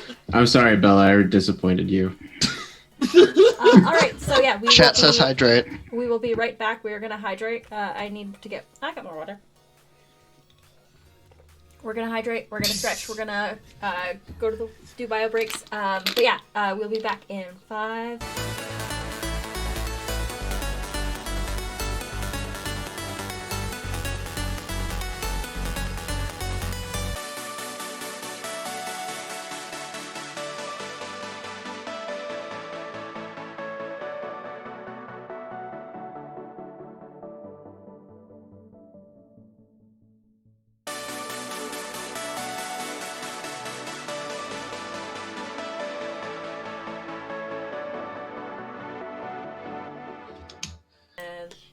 Hi, welcome back.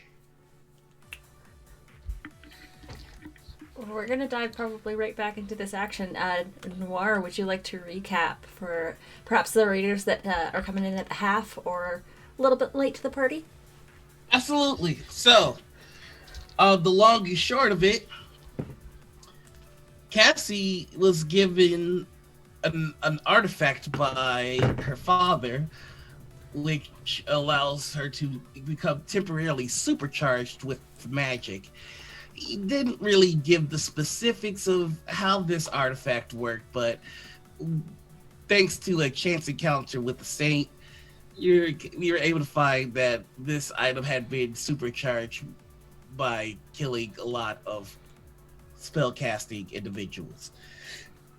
Right now, Cassie is charged with the power of those individuals, and is coming face to face with the fact that they currently have godlike powers, which is fortunate because the team find themselves standing in front of the Inglewood Academy just before an eldritch being materialized out of nothing and is making its way towards the academy. Right now, Tucker, Tay, and Everett are finding shelter inside the school, while Cassie has decided to stand outside and potentially have a conflict with this eldritch being.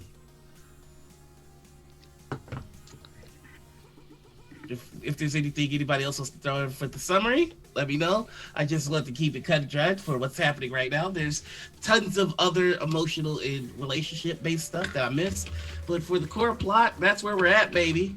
There's also AJ going to be a VOD dips after this fries episode. in honey mustard. Yeah, I know. That's probably the biggest character development that we've... Shocking. Shattered. But that I have an opposite opinion about what I should dip my fries into. Yeah, they're shaming you. It's been the most devastating thing to find out. Honey mustard and fries is a good thing. Okay, I'll believe you. I'll believe you on that one. Not gonna try it, but I'll believe you. Tab. Also, there's going to be a VOD after this, so if you want to rewind and catch the entirety of this, do that. Also, we have a YouTube channel. If you want to catch the first episode, When Magic Got Broken, that is up on our YouTube channel now, too. So, All right. without further ado. So, with that, the thunderous footsteps of this, what did I say, 40-story tall, obsidian, pitch black skinned creature, a humanoid creature, is making its way towards the school. It seems mindless, but intent on doing something. It seems as though it's programmed to do one thing. The only thing standing between this creature and the Inglewood Academy of Arcane Arts is you, Cassie. What do you do? Right. I'm going to call back to my first episode when I needed to get somewhere quickly. I'm going to conjure those shadowy bird-like wings to my back, but this time they're dotted with pinpricks of like starlight. And rise up into the air, just sort of like, fuck me. These wings manifest behind you. They don't even look like wings. They look like scars in reality, and where they look like the midnight sky given the shape of wings. And with one powerful downbeat, you find yourself 20 feet in the air. And then you look and you notice you have 6 of these wings all around you.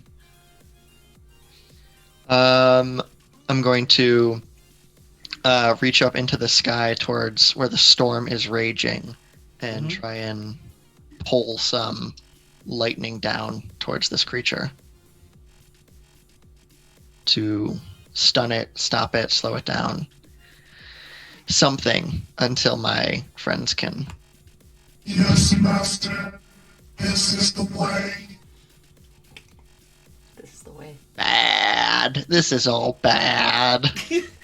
You reach your hand into that storm, and you feel that behind you, even though the storm is miles away, you feel your hand in the scar, and you feel the darkness, the void behind it, and you pull energy from it, and you give it the shape of lightning. You are willing nothing into something, not unlike a god. With that, you cast that thought aside and you berate this thing with lightning, and it starts to tumble backwards.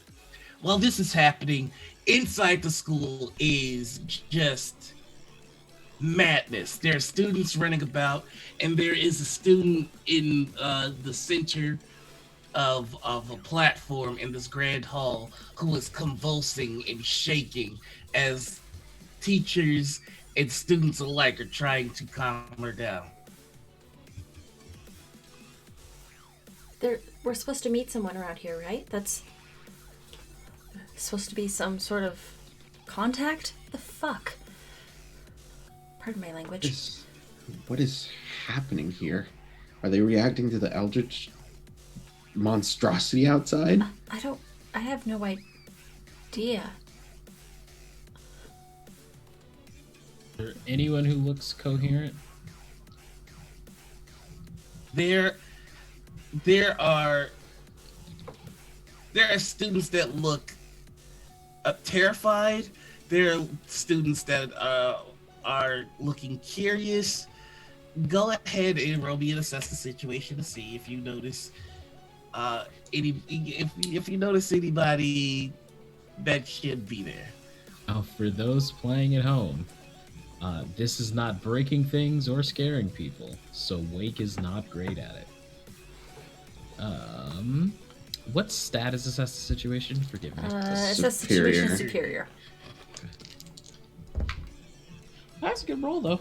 That is -1. That's a 9. You're looking around and just scanning about, and your eyes linger on an older individual. You recognize this person. But why is he here? It doesn't make any sense. But you see him. Professor Afton. Why do you do these things to me, Noir? You handed him sharpened daggers. He had no choice but to stab them through your heart.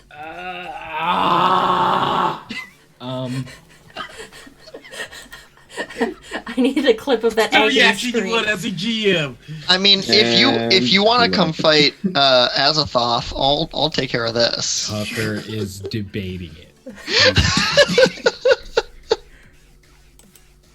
What's up, Tucker? You see something? Yeah, he's gonna be a stain on the wall in about 10 seconds, and I will drop Tay and just beeline. Tucker. Oh god.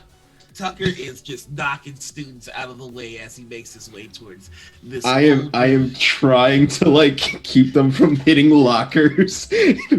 Like Fuck out of the way, Freshie. I'm pulling his power to be as fast and strong as him to stop them from just knocking into lockers. One of them probably gets knocked into Tay and she falls to the ground. But eventually, you make your way to him. Hey, Doc. Long time no see. I see that you are well. Well is such a subjective word. Are you able to still? Oh, turn into an 8-foot tall ink wolf? And I will transform. What do you think? Oh, Tay, this isn't good. Perfect. I'm on the ground. Ow! Tay? Perfect. You are beautiful as ever. I will grab him in one hand and give me one reason not to kill you.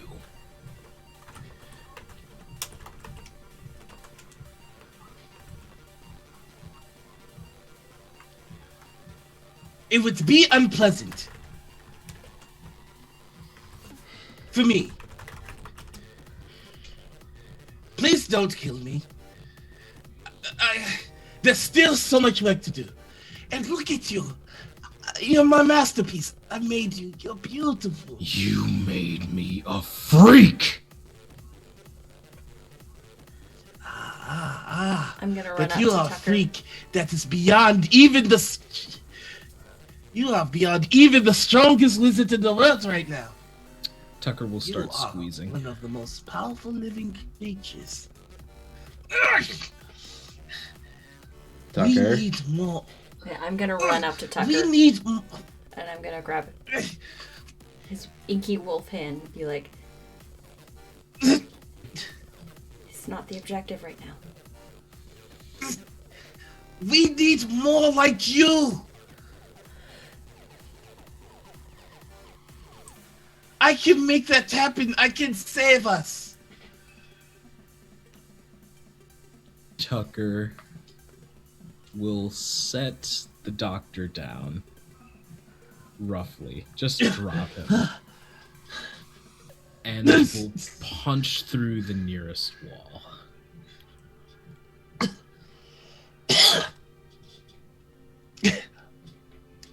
I made you the best of all of them. The pieces of all of them, but you still maintain even when it's gone. You are proof. We are above them. We are above magic. Tucker will turn back to normal and get his face real close to his. Look at the control. As long as I am alive, there will never be someone else like me.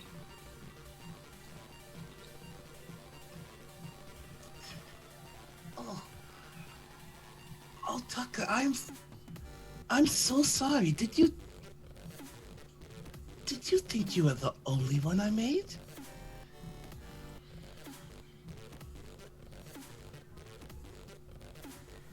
You are the No. best of them, no doubt.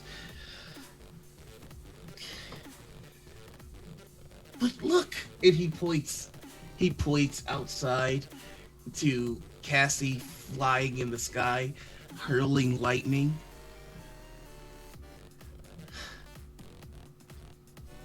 We are almost free of the tyranny of those with so much while we had so little. I will pick him up again. They Did you do this? We did this. All of us. Afton, I swear to God, I will fucking decapitate you. I want to search on him to see if there's any like symbol of crimson on him.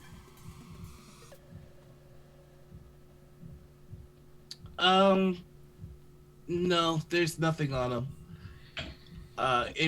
He there's no technology on him. He does have a little paper notebook, but that's it. Yeah, we take that notebook. Just A straight answer this time. Did you I do look. this? No one person could do this. This was all of us. This is the strength of mankind. Not the monsters, not the magicians, but men. A world where science leads. Biology, chemistry, technology.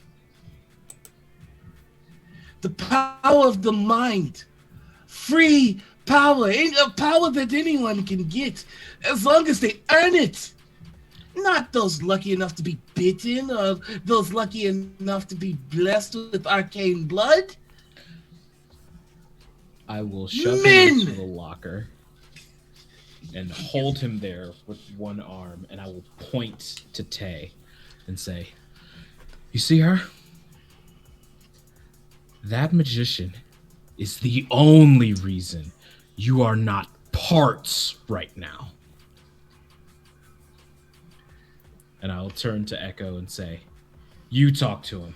And is just gone. Would you say I don't know where Tucker goes. I'll go after Tucker. Would you say that right now innocents are being injured? Actually, no, never mind. Part of my doom is what brings my doom closer, injuring innocents, but I don't know if that necessarily means that I injure innocents. The other thing is facing danger. Yeah, if you injure innocence. Okay.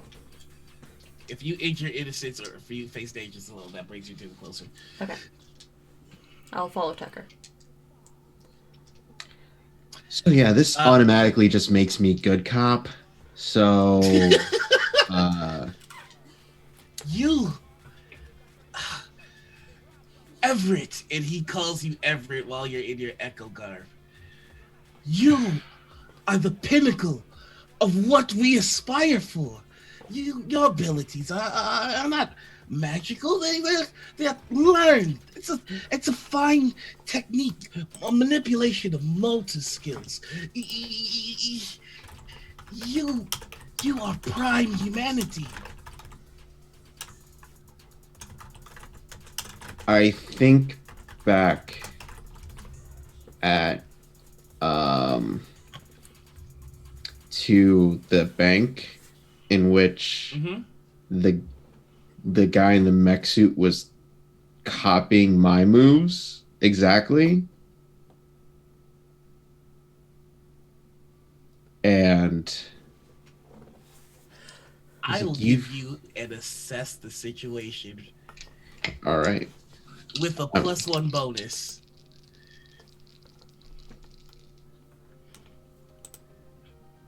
That is a 13. With the way that he's speaking about your abilities, it's very clear to you that he has studied what you do. He's describing to you what you do in a way that only really you and Madame Siren have had this discussion before.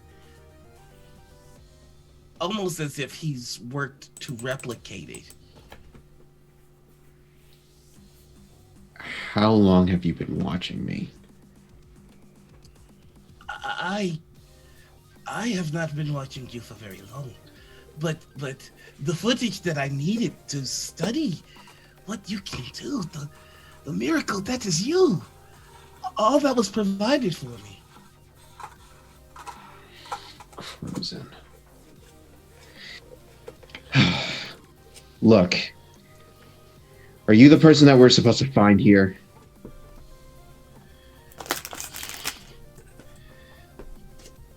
Yes, but Erebus is a fool if he thinks that we're going to willingly give him what he seeks.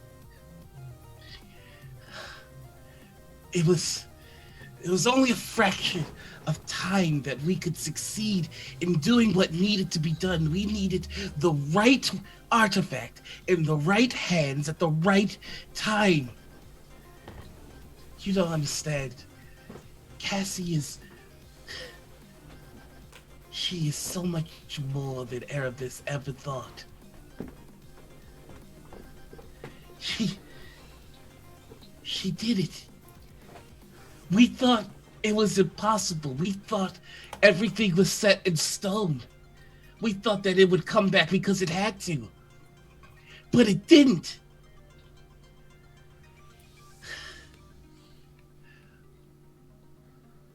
With our minds, Everett. With our minds, we killed God. We've mastered time. We pick and choose our future, no one else.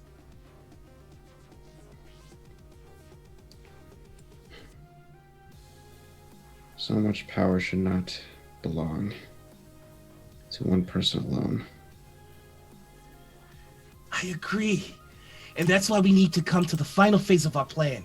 And you have to help us. We have to kill Hecate. It's the final measure. There is no way that I am going to kill her. How much longer do you think that she can resist the influence? We put the power of a god in the hands of a little girl. She can only withstand for so long. We need to end it. And we've done the numbers, we've done the research, and we only have 2 chances.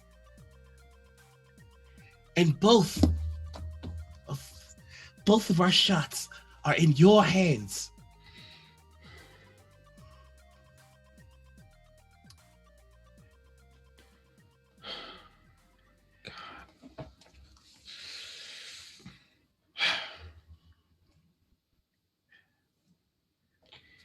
You are our future, Echo. You are humanity at its finest. Well honed, practiced, earned power. You think I asked for this power? I didn't want this. But look at what you've done with it. You lead. You protect. From an impossible fight at the bank to a lonely confrontation at a cafe. You are always protecting humanity. You must do it now.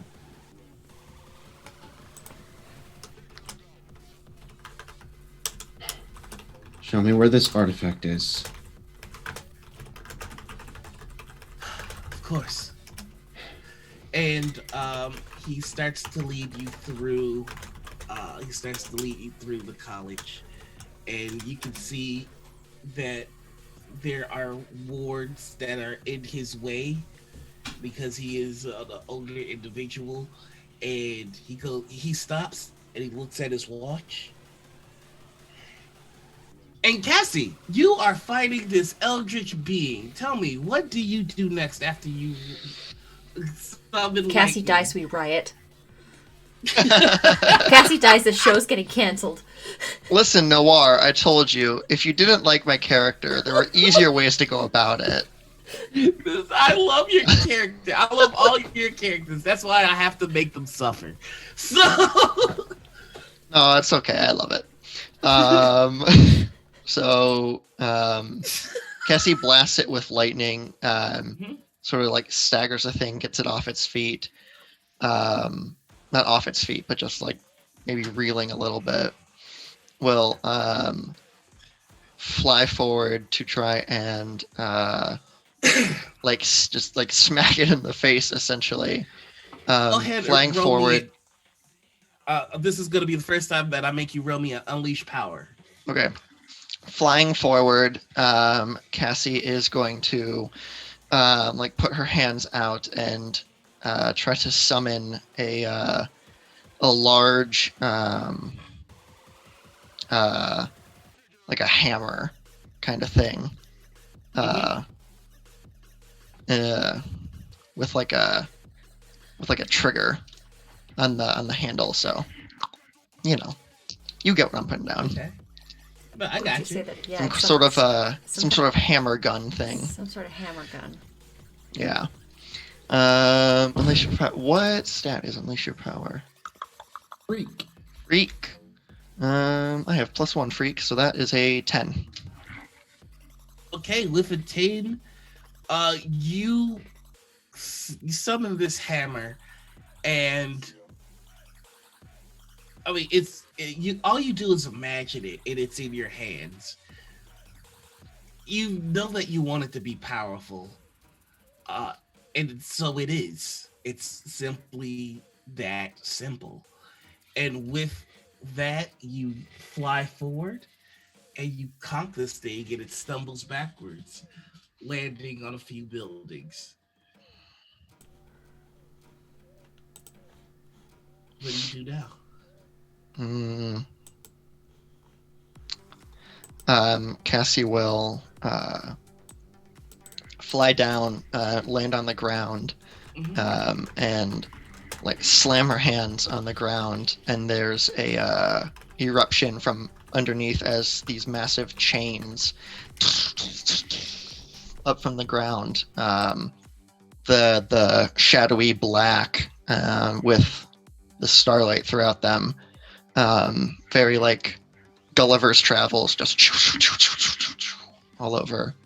Try and pin So this you thing have down. this giant eldritch being wrapped in chains made of shadow, and it is helplessly wriggling against it. And you feel a vibration on your side as the dagger flies into your hands.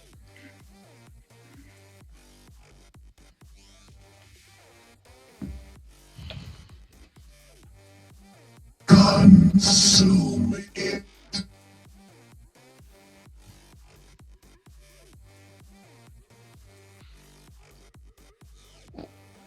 What? Take it for our own. I I don't. There has to be a no. Our power could be infinite. Consume it. No. I am going to ask you to make me a rejecting influence check. Which is just straight dice. Mm-hmm. It's gonna be a 3. You throw the dagger, and it comes back, and you are caught in this struggle. The more you struggle, the more power is emanating from you. Black lightning is ripping apart the areas next to you, and a trail of black lightning comes screeching. And Echo, you see the professor go now, and he takes a step to the side, and the ward that is keeping him away gets hit with black lightning, and you see runes fall to the floor and scatter. It's almost time, Echo. It is almost time. How did you know that was going to happen? You can't predict where lightning's going to strike. The power of men can do things that you could barely comprehend. We are the future now. No, I don't think that's right. Imagine what we could do for you. Rather not. Can we just get this over with? So the And artifact he- is he's- in there. Yeah, he's leading you further into the library, and there is a forbidden book section. And Of course, there is. There's always a forbidden Is book there a section group in of the teens nearby? no, not yet. Yeah, us. Not yet. But he goes into the room, and he goes, "You," and he opens up a book, and his eyes go white, and you see a tree appear before him. And then the tree bears a fruit. And his eyes go back to normal, and he plucks the fruit.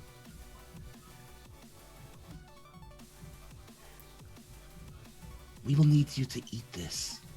effort. See, here's the thing. You keep talking about how it's the work of men and it's technology and the science and blah blah blah. You just fucking use magic, fucker.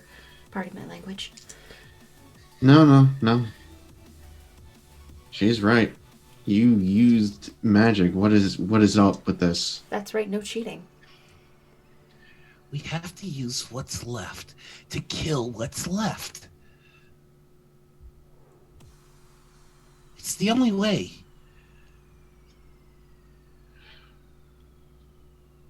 No. Is there anything in this library that's calling out to Tay in this moment? Go ahead and roll me a unleash your power. Okay. Okay. Ooh. Okay. I love how Big Mac Chad is at me right now. You're so mad. So fun fact, when you reject someone's influence and you roll a 10 plus, you can choose two things off the list. The two things that I chose off the list were to shift one label up and one label down of my choice. I moved Freak up and Superior down. Okay. And the other thing that I did was I marked Potential. Because Okay. I immediately proved them wrong by saying, no, you're not going to be the thing that's going to kill me. Gotcha. So I'm going to roll on Freak to unleash my powers. I got you. So that is going to be a 5 and a 3. That's an 8 plus 2. That is a 10. Yeah. On a hit, I do it. So he's holding the apple, and he's saying, "You must be the one to eat this." And you're looking around, and you see the little girl again, and everybody freezes, and it's just you and her. And she goes, "Hi." Hi. What's your name? Clarissa. Hi, Clarissa. Why, you've been following me around today? I'm the next. Oh, okay. Good to meet you. I don't want to be. You don't want to be the next? No, I didn't want to be the next either. That's what happens. You're nice. I know. The one before me was nice too.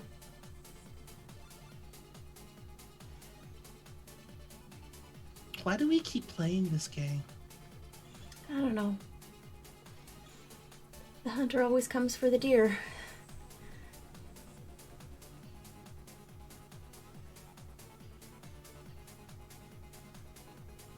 But the deer has a wolf. Yeah.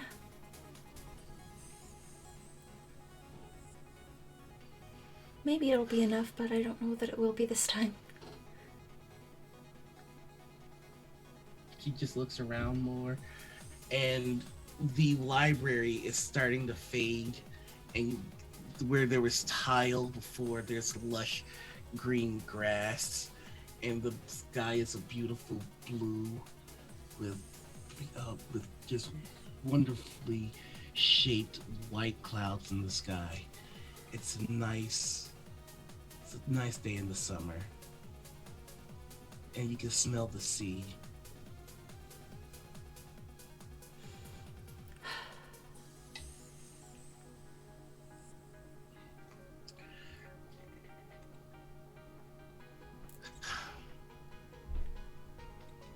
So if you're the next... I don't know why I can see you. Yeah, I know. It's kind of strange, isn't it? If you're the next, then that means magic has to come back somehow, right? I think so. Any idea?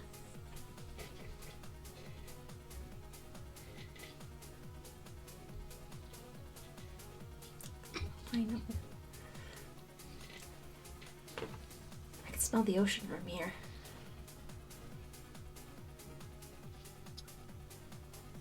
And when you say that, you see a wave crashing over this fine, beautiful, fine green plain. And when it splashes, the water rises in the form of a woman, a familiar woman. Mm-hmm. You see Venetrix making her way. Yep. Hunter always comes for the deer.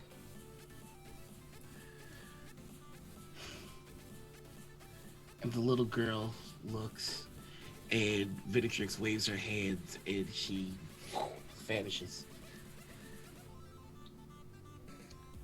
Nature is wrong. Time is shattered, and men have gotten in the way of our game. Oh, that's just too bad, isn't it?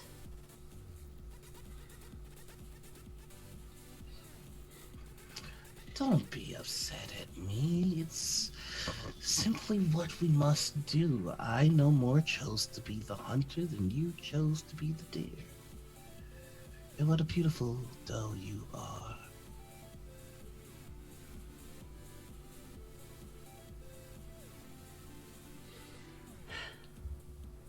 Well, you gonna stab me through the heart? Or are we actually gonna try and make this game work again? She takes her spear and she throws it, and it goes right through you, and nothing happens. And she goes, they say that heaven is where the wolf lays with the sheep.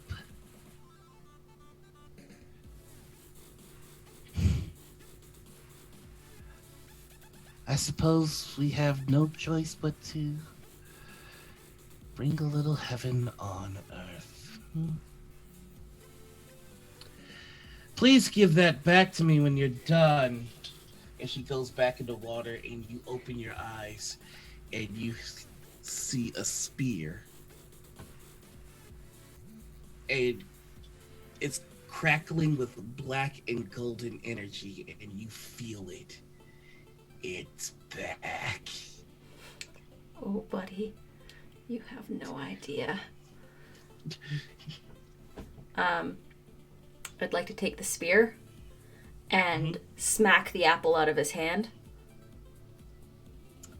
You smack it out of his hands, and something strange happens. When it flies out of his hands, it stops, and it is stuck in time. And you notice that the professor is still frozen, and everyone else is also still frozen. And as the apple is in the air, it rots, and then to dust. I'm gonna try and half transform so that the horns come out. They do. Good to know. Alright, now what? I've got something to help me, but I mean, killing him won't bring it back. Killing. Oh god, do I have to? Oh. Oh, that's a terrible idea. But it's worth a shot. And you hear off in the distance, Consume.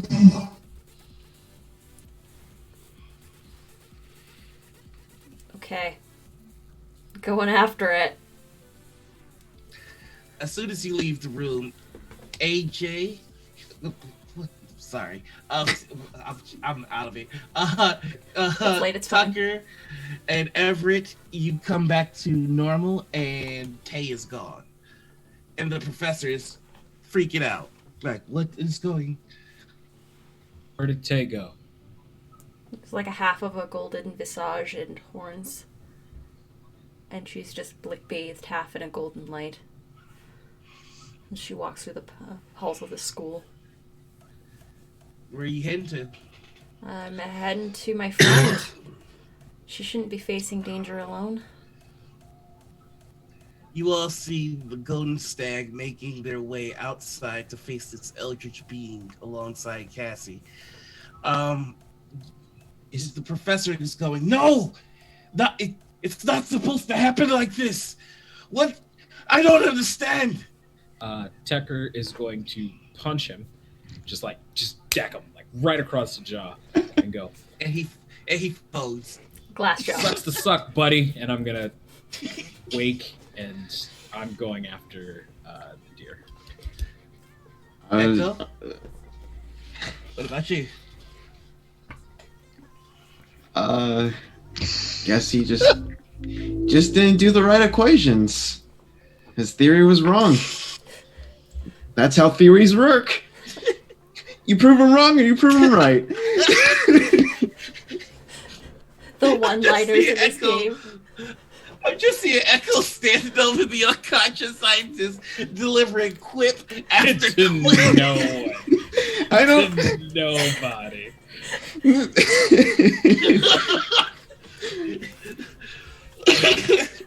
Everyone else is being rather serious right now, so this is appreciated. Oh god.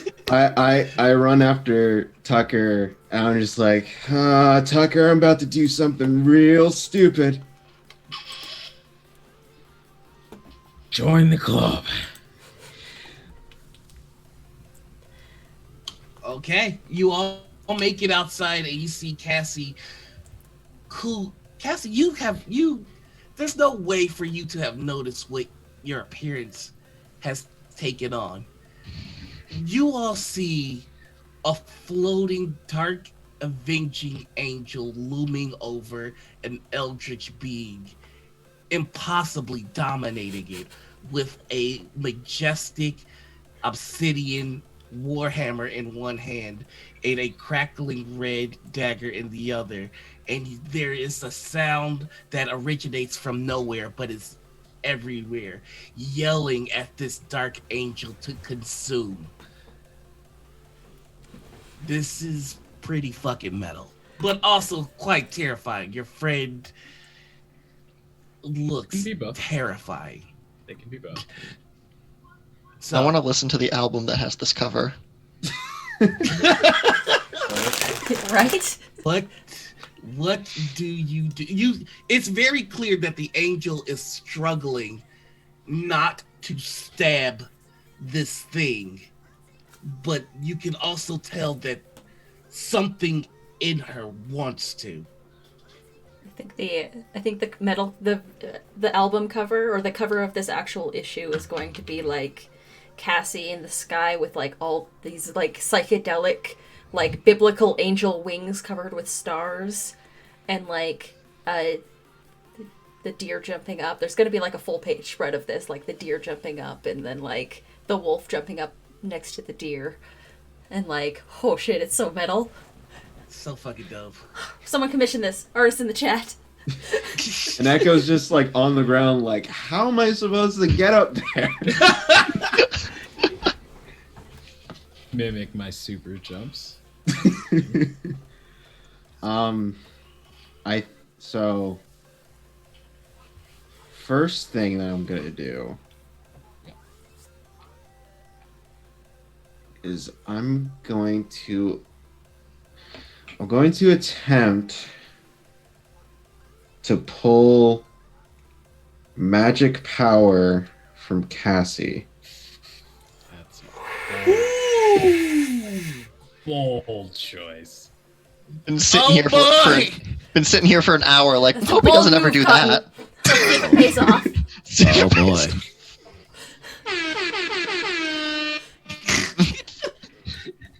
All right, Move. give me an unleash your power check. Yo, if you miss on this unleash power check, Hey, he'll get to mark some potential. no, he'll get to mark a new character sheet.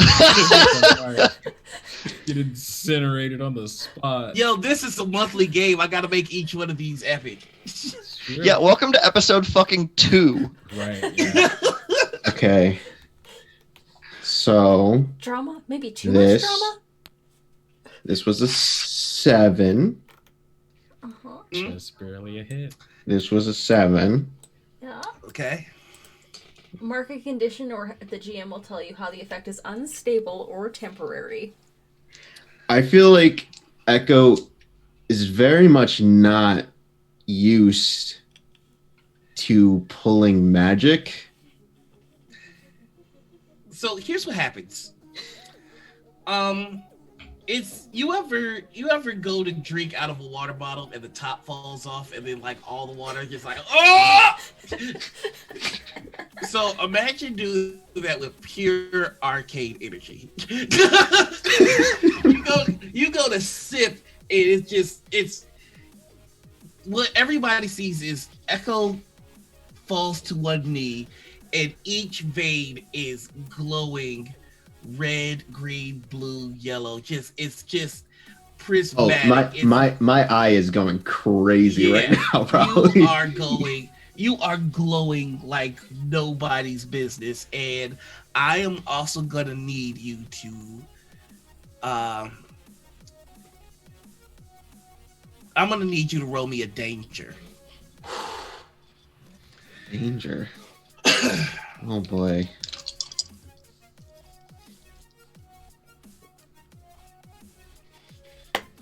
God, that's another 7. Okay. It's a weak hit. So you know that you can withstand this for the moment, but you have 10 minutes before your whole shit is done. Cool. Like you are out for this fight. All right. I'm going to give you one more roll. Oh boy. I'm going to give you an assess the situation because of how your powers work. Ooh. Okay. So I'm going to use my be mindful of my surroundings so I can ask an additional question. I don't know if it's going to help or not, but Question, boy. JD says, "Go." double sixes. Let's Double go. sixes. Let's go. You went to take a sip of arcane powers, but you got the whole thing. It is more than your body can contain, and you have 10 minutes before you're gonna shut down. But very Batman, like you're like, this is how much time I have. I can't think about the pain. I just need to think about the possibilities. Cool. You have Cassie's powers right now. The power of a god. Sweet. And your mind is racing with the possibilities. We're gonna come back to you. Cool. Tucker, what's going on? Fuck, come on, man. I'm just a wolf, dog. I will, like, throw a glance at Tay, and just, like, growl out, plan. Okay. And, Tay's gonna flip the spear out and is gonna do a high speed run along the wall of the school, and is going to come down with the spear and grab onto Cassie. And Tucker will take that cue and sort of like set his feet and like let the ground underneath him crack a little bit and just jump as high as he can to try and grab onto Cassie as well. All right, I'm gonna need both of you to roll me a danger check. Yeah, for sure. Danger. Fucking Oh, Kenny that's Loggins fucking a nice. bitch. Oh my god! Oh my Oh my god! goodness! What'd you That's get? double sixes, boys. We're looking at a 14. Oh, I got a With 6 the and a wow. 5, baby. All right, so So I got you another both 14. Or I got a 13. So you both grab Cassie, and that's just enough to bring Cassie back down to the ground. And you've got the arms kind of pinned so the dagger's not coming at you the way that it wants to. I'm What gonna do try you- and grab the dagger away from her. I am going to say both of you roll me 2d6s and tell me who gets higher. Okay. Mm-hmm. Contested? So Cassie versus Tay. Not adding anything to it, just straight dice. Nope, this is just straight dice. Yep, I did not roll well. I rolled 2 5s. I rolled 2 2s. Oh, So Hey! you just smack Tay away. And you're not smacking Tay, but it's the dagger just going no. Nope. Do I mark I would potential like- from that strange roll off? No. No, didn't think so. So you both have Cassie in an embrace. It's not like a violent embrace. It's more like a hey, buddy, hey, stop with the evil god powers. Cassie, you see your friends appear in front of you, and it's strange. Tay has her magic. What do you say? What do you do? I turn I turn to Tay, and and Cassie's eyes are just like stars, and crying these black tears that just sort of like away from her face, and she says, "I, I, I want to do it. I want it. Please stop me."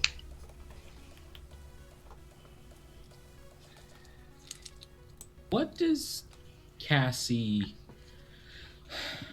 Does Cassie look to be, I don't know, made of the same material as that void creature now? You said she looks kind of like a dark avenging angel. Hmm? I would like to try and I would like to try and transmute my flesh. I want to like bring the essence of whatever Cassie is currently made of onto the form of Wake. Roll me a unleash your power. Oh boy, and that's a freaky boy, yeah. Mm-hmm. Mm-hmm. Freaky boy. And would me having nope, never mind. That's different. Sorry. And let's see. Oh, that is not a great roll, but luckily my freak is +3, so that's gonna be a 7. Okay. You're able to do it, but it hurts like the dickens. You know that you can't maintain this for too much longer. You probably have a good 10 minutes before you have to revert to something else, or you may fall unconscious due to the pain. While all this is going on,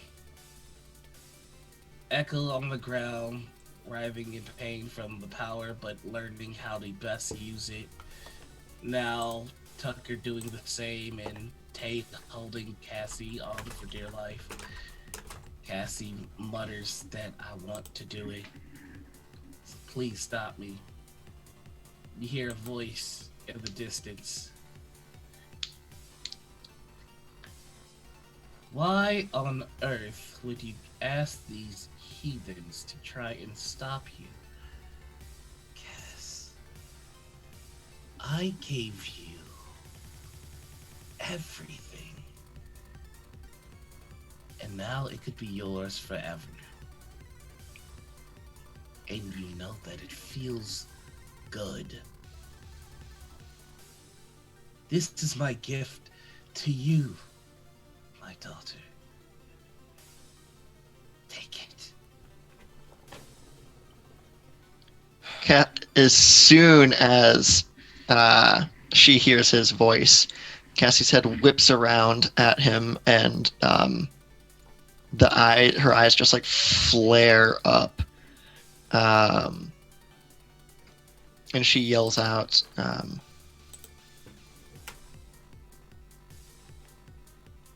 "I will not be defined by you."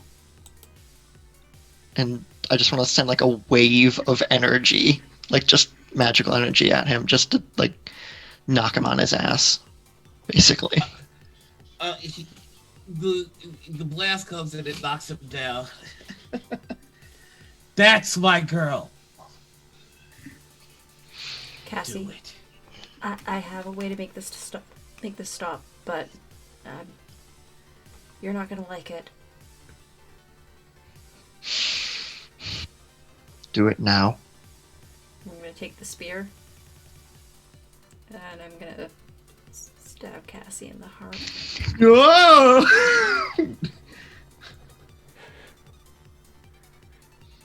Just enough so that she stops. Then I'm going to use my vitality absorption to put some of my own energy back into Cassie. To revive her. Okay. Okay. So the thing is... Oh boy. Here we go. Here we go, friends. Oh boy. Oh boy. The thing is, the reason that Vinatrix is the hunter and that you are the prey is because your magic cannot undo what Vinatrix does. So you have stabbed Cassie with the hunter's spear. And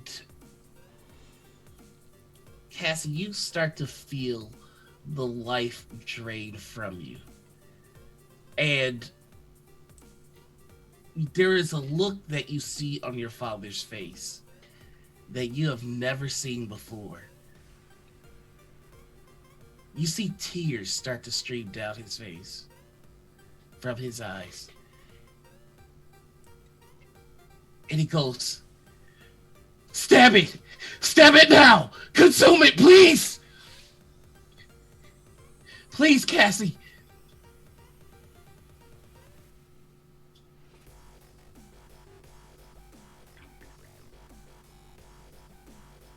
I'm sorry, Cassie.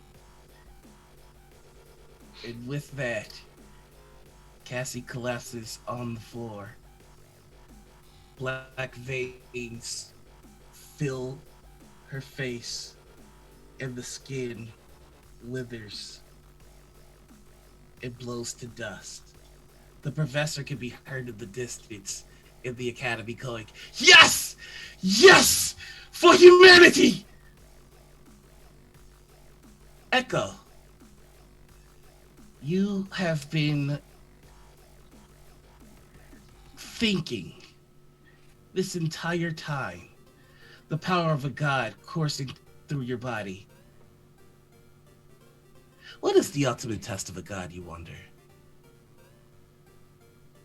A mage can control water. Hell, a clever enough human can manipulate fire. What is the one thing that only a god has domain over? You question.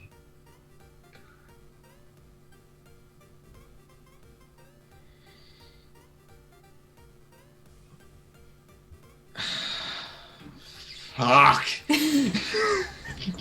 Sorry, everybody. I'm sorry. I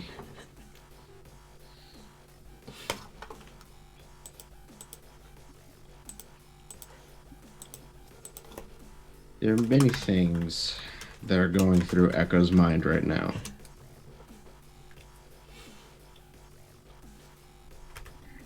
As he sees Cassie fall from being stabbed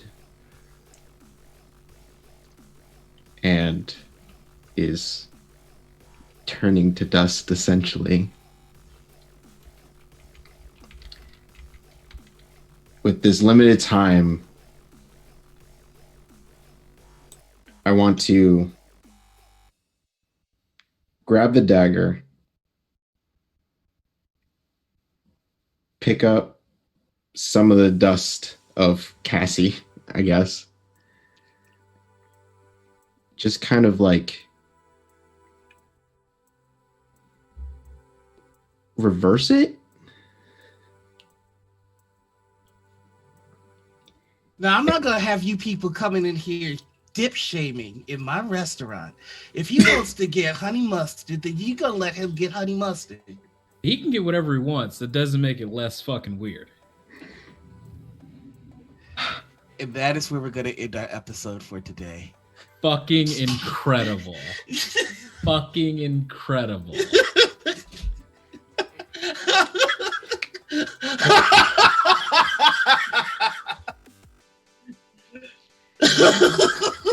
Oh my god. I have too much hair to go gray noir. What are you doing to me?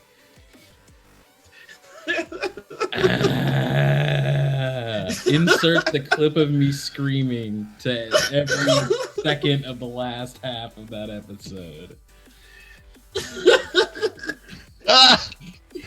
I got chat so mad at me right now. Oh God. 10 out of 10.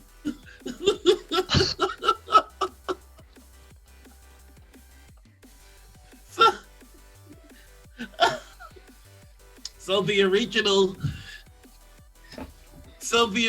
solution I had in mind was for you to stab the eldritch creature with that spear. Killing it would make it so that Cassie's power would remain temporary. Oh, but I'm telling you, if Echo didn't copy the power and just like be Wait, able, was I muted that whole time? No. Oh, wait, were no, you? good. I wasn't No. muted that whole time. I was just muted for this last little bit, I think. Oh, okay. Yeah. Echo saved the day so hard. I'm so stressed. My friend asked me to make it stop, and I only had one way to make it stop for her. No, that was awesome. I love how it played out. Thank you for that publicity factor. Woo! Damn! How we I feeling, saw- gamers? I thought me putting it together the whole time. No, dude, because I was like, fuck, like, what? I'm running through my mind. I'm like, Tucker doesn't have any. I'm like, maybe I can put the goo that I absorbed back into her. I'm like, Tucker doesn't have any fucking thing that he can do. And then you go, Echo, you've been thinking. And I go, oh my God. Okay. Oh, But we are back to the diner. You have just received the dagger, and the saint hasn't showed up yet. You know what the next couple of hours look like, y'all. Okay, so we all still do? have our Wait, memories. do everyone have their memories or only me? Only Echo. Oh, fuck! the guy with the plan. How man. very appropriate a name, Oh, Echo, right now. How appropriate a name is You know- Echo. Every once in a while, the power of story crafting and narrative is just blessed by whatever forces of the universe will things Oh into my happen. god.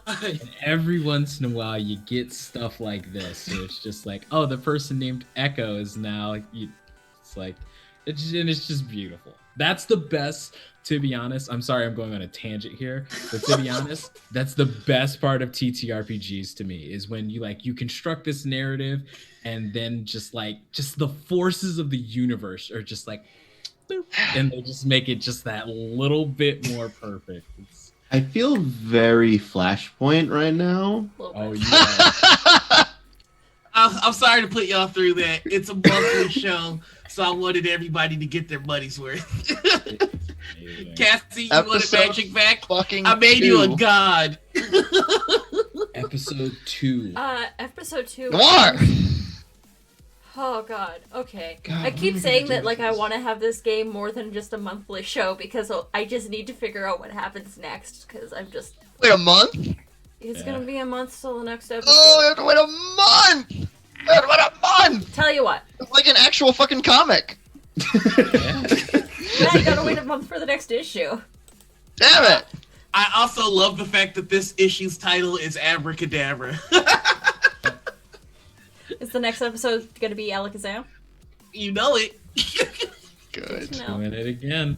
Same thing twice. God. Oh. That meme was fit to the Oscars, except instead of an Oscars, it's got like power and the ability to predict events. The crew's like, oh, what you got there? He's just like, oh, no. Oh, milkshake. That's Oh, what we currently shit. have. Yeah. Oh. Thanks Oh my everybody for God. stopping by for this. I think we all just need to go and have like a big Yeah. nap. We're broken We now. need to do our closing thing. Yeah, Yeah, we're we gonna should do We're gonna do probably outros. Gotta we're gonna pick do a team outros. MVP. Yeah. No, oh, yeah, yeah. that thing. We Oh gotta yeah, we have to actually do stuff like, like that. post-session things too. Yes, we do. Are we we sessions? Do do. that on stream or Do you want to do after that on stream? stream or do you want to do that post? Yeah, we're gonna do that on stream. Let's We'll We're do doing it live. live. pe- All right. I Yeah, think let's we let the have people enough. in on what we do here. Um, Jesus, y'all, this was a fun episode. It was a really good episode. So give me just a second while I pull up. Also, a what we quick do. question for you, Noir. Mhm. Here's the thing about my character. Yeah. Now it says that I have my nemesis is Venatrix. At the end of the session, answer the question: did you mark progress at defeating your nemesis? If that answer is yes, I mark potential. If the answer is no, I mark my doom track. Hi, welcome in, Raiders. Northeast Actor. Hello, readers. We're just ending the session, but feel free to stop by. I am very sorry to do this to you. It's I figured mark my doom track. No, but all you did today was go to a diner Oh shit! and an You haven't done apartment. anything else. I haven't done anything else. So I guess I still have to mark my doom track either way. This was a God, pretty I can't boring believe I episode, Groundhog y'all. Day this. So boring. Man, So boring. can't believe I Groundhog Day Fuck, this. God. And by I the kill way, it. Dottie's alive. Hey. Hey, you didn't murder my character. Yeah. But here's the thing, though. Echo doesn't know what Cassie chose. No, but Echo does know that after going with the Saint, shit went real bad. Yeah. Yup. What? We had the best fun, Northeast Actor. This is our Masks game. The VOD is available after this episode if you would like to watch it and get caught up. We also have our YouTube channel, which has the first episode archived, so that way you can watch it. All right, so end of session moves. This is an interesting Yes. thing in Masks. So we have a few questions to go over. We didn't do this last time in the stream. We didn't We do did this this on stream. We did it off stream. So I'm gonna ask each person 3 questions, and you're gonna give me the answers. So we're gonna start with Tay. Tay, grow closer to the team. Explain who made you feel welcome. Give influence to that character and clear a condition or mark potential. I don't think I grew closer to the team per se, but I do think that I did maybe grow. Well, I mean, all I really did was go and eat at a diner. I did nothing else that was interesting or cool. I mean, that's fair. You know what? I'm gonna say for the for the session moves, that what happened happened. Okay. But just not on your playbook. Just because this is more like for other players. Like this player made me feel welcome. Okay. I believe we each only do one of We these. each do one of them. So you Oh, pick okay, one of the never 3 mind. out of the list. Okay, then yeah. So go ahead and pick which one you want to do, and read it out loud and tell me the answer. I think Tay grew into the own image of themselves. They are starting to see themselves as more of like the emotional support deer for the group. Accurate. Like helping to make Tucker feel okay, like making sure that Cassie's all right, and then also like seeing and making sure that Echo communicates. And the fact that her doom was called out right to her face is like, oh well, yeah, this is me. I'm fucked. So yeah. So I will shift one label up and another label down. Rock and or roll. Moving right along to D. Go ahead and pick one of the questions and explain. Well, shite. What page are these on? So it's on the basic moves second page at the very top, right under start of session. Basic moves, second page, right at the top. Boppity bop. I am blind. I am It's sorry. so peripheral moves on the second page. Yeah. Start of session, then end of session is right underneath it. Gotcha. I would say, Hmm. Definitely not still scrolling to try and find this. Yeah, I'm trying to find it too. I was gonna put it in the Discord, but my Discord froze. Look at Oh, that. okay. Here, let me just toss it into Discord so that way you can see what it says. Yep. I'll throw it in right now. Thank you. Thank you.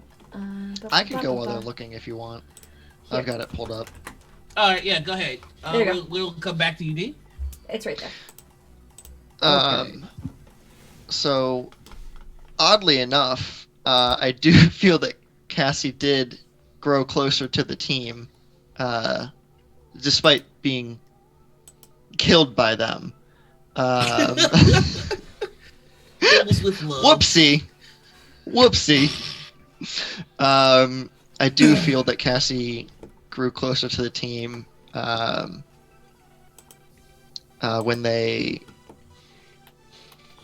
when everybody like unequivocally stood with her against her dad, and then at the end when shit was getting real. Everybody's then Dr. what was his name? Afton Yep. was like, we have to kill her, and they're just like, fuck you, what's wrong with you? Yeah. So someone specifically Yeah. made you feel welcome, then you give influence to that character, and then you clear condition or mark potential. You don't have any conditions, just feel free to mark potential.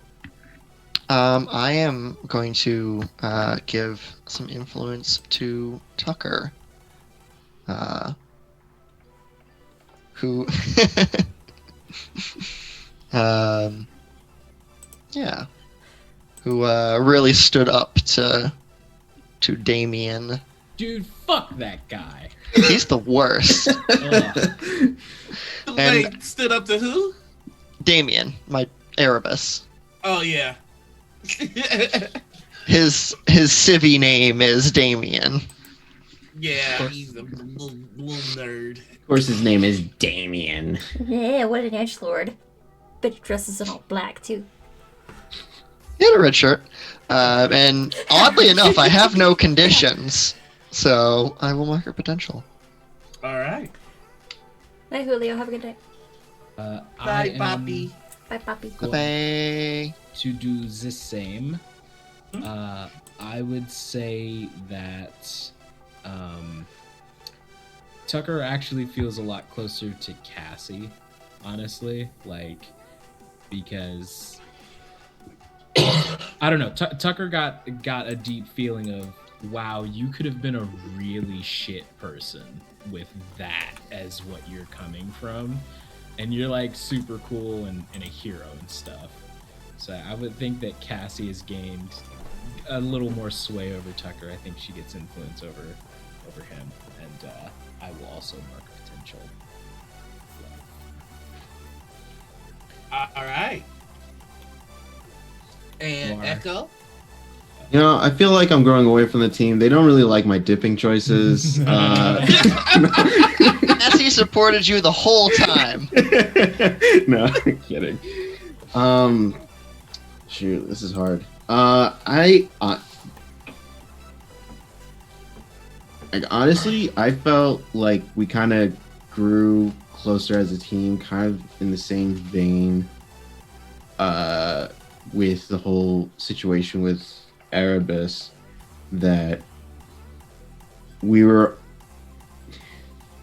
all still we were hesitant to trust him, as we should, because he's a dickweed, and just the moment of us just being like, let's go to a diner. We need to get some food. Yeah. Let's go get some food, guys. Like, Yep. let's go to Big Belly. Let's get some burgers and fries. Like, I love that movie. Hungry. Are you hungry? I am. Yeah, this is choosing who to give. Who made you feel welcome?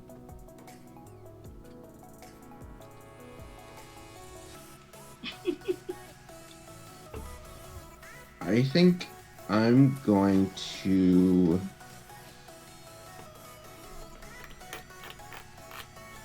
I'm gonna give influence to Cassie. Because I feel like I guess it was kind of more reverse that is like, I want, like, for that whole situation, Echo was really making like, hey, this is your dad. Like, we can do what we want, but this is your dad. This is your decision, and we will follow you every step of the way. So I think I'm gonna give it influence to Cassie.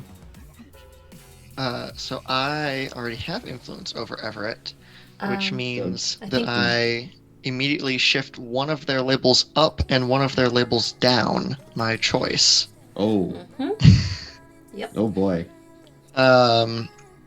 So the way Cassie looks at this is, this morning you were a barista.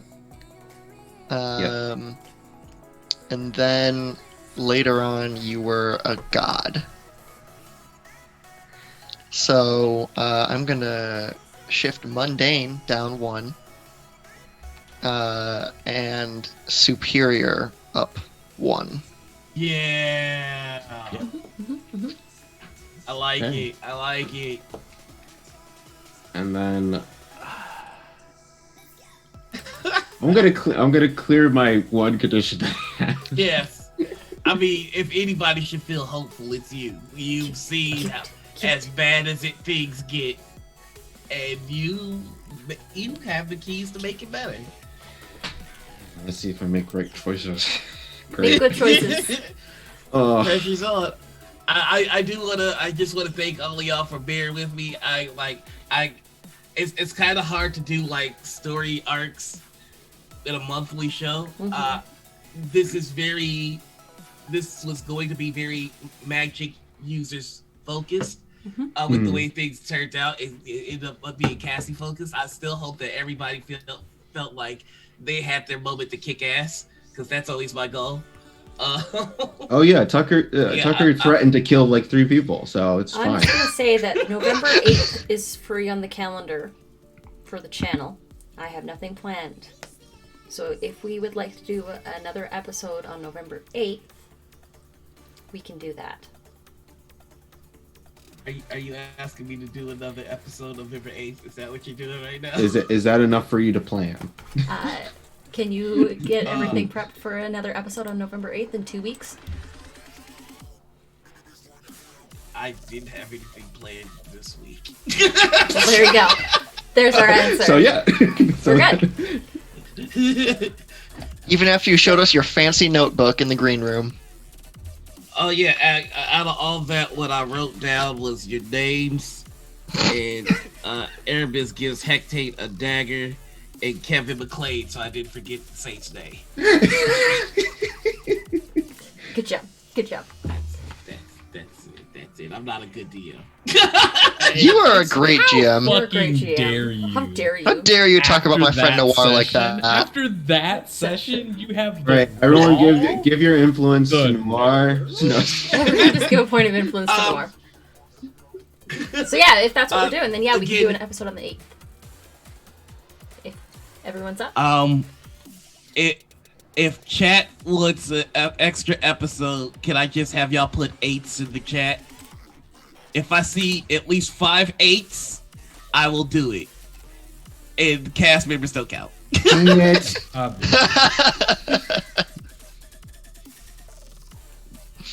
So we also have to pick a team MVP for the night. Yes, we need a team MVP. Oh man, Probably the most difficult choice that we're gonna have. this is tough. Oh no. Fuck.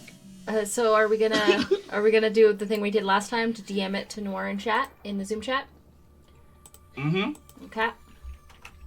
Oh, jeez, I need a second to think. Jeez. I mean, like, who do you pick out of this fucking? My vote's in. I mean, come on, like. My vote on MVP is the diner waitress. That's a solid choice. It's a Like, I'm not solid mad choice. at that. That's I'm not solid mad at that. choice. Thanks, Kelsey. I'm not mad at it. Oh my god. We are 1-8 in the chat away from an extra episode. I'm just logging with my old inner account. You said it out loud. You put an extra account in here. I'm awaiting 2 more votes from the cast for their MVP. Yeah, sending it now. Okay. God. Huh. Huh. Okay. Is it a tie? Huh. That's the problem. Okay, so So Tires. Tay. Yes. So Tay. You or Ernita, Tay stepped up today in a major way. Knowing that she's doomed, she still put herself in the front line of danger when she saw that her friend was battling the impossible alone. You came face to face with what you know will end your life, and you got to speak to your predecessor. You treated your predecessor with a kindness and a warmth that you wrote in your backstory, and getting to see it brought to action was just heartwarming. The Doomed, by its very nature, is a cold and depressing fate, but you bring such levity, light, and warmth to it that it makes it very difficult to comprehend what, according to the playbook, must happen. AJ, you are surrounded by magical and enhanced individuals, and while you have the ability to mimic their powers temporarily, at the core of who you are just a man. But like seeing what Cassie was dealing with and being face to face and propped up as a weapon by those who are led by hatred, you turned away and you used intellect, the same intellect that they touted as what makes them superior. You used that same intellect to thwart their plans and give the world new hope. You single-handedly took a broken timeline and stitched it back together. Not bad for a man. That's very impressive, and it was a treat to see that play out. Cassie, you went face to face with a villain who has taken down established heroes, who was so extraordinarily powerful that the only viable option was to banish him to another realm entirely. He thrives on being a mastermind and a master manipulator. That same hunger for power could course through your blood, but you surrounded yourself with friends, and you've given yourself every reason to be compassionate. You're caring for your aunt, and you're caring for your neighbor.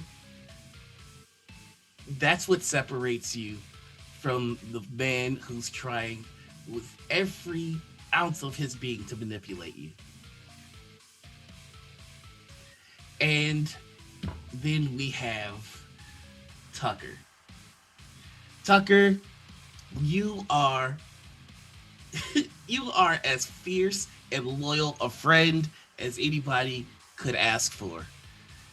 The strength of your wolf is only second to the strength of your personality and tenacity in the face of impossible odds and outrageously powerful foes. Each one of you is an MVP, but sadly, we can only choose one, is what I would normally say. But in this case, Cassie, Tay, you're both our MVPs for this session. Would you say that we're Tade? Absolutely. The fucking feed. We're done. Roll the credits. Roll the credits. And in the stream. Thanks everybody for joining us. This is Second City Saviors. What does it mean when we're MVP again? You mark potential. You mark a potential. Mark potential. Amazing. Ooh, that puts me at 5. Ooh. And yeah, we'll do that extra episode. Why not? Yeah, we also had 5 8s in chat, so we will do we'll do another episode in 2 weeks on November 8th. Nice. So yeah, join us back then. Also, Noir, I was looking at my playbook again, and I know what I'm going to do when I mark 5 potential. Nice. And Do we want to tell you- do outros? Say where we can find each other? Absolutely, we will. Yeah, we're gonna do the outros. So we'll start at the bottom and move on up. We will start with AJ. Tell us who you are, where we can find you, and what you're in. Hi, I'm AJ. You can find me Twitter, TikTok, Twitch, all the T's as Husha_kid. Because now I have all of them saying the same thing. Consistency. Consistency. I am in a D&D 5e session called Foul and Friends. I don't remember when's the next time we are getting together. I'm gonna have to figure that out at some point. Yeah. It's on Misty Mountain Legends. Yes, Misty Mountain Legends. Twitch.tv/Misty Mountain Legends. And they also have a YouTube where you could catch the VOD of the last 2 sessions. Thanks for the chat. And then we'll move along to Cassie or Rowan. Hi, I have been Rowan. You can find me on Twitter as @RedWhiteRP. You can catch me every Saturday over on Chromatic Chimera for Mysteries of the Mojave, a Monster of the Week game featuring a completely trans, non-binary, GNC, etc. cast. Starting early November, you can catch me over on Everybody Crits for a Mutants and Masterminds game set in an AU X-Men world, where the rest of the cast has resolved to bully my character relentlessly. And then I was involved in a very small way in Action Fiction's Cryptid Chronicles book, which is a expansion to their Monsters of Merca D&D 5e setting. It comes out tomorrow or today if you're on the East Coast. And all of the proceeds from that are going to go to the Oral Cancer Foundation. So check that out on DriveThruRPG if you can. There will be some choice images of Mothman. So. And then we'll move on to D. Oh, hi. I'm D. I've been playing Tucker in this wonderful, fantastic game. I am a voice actor, streamer, and musician, professional GM with the Emerald City Gaming Guild.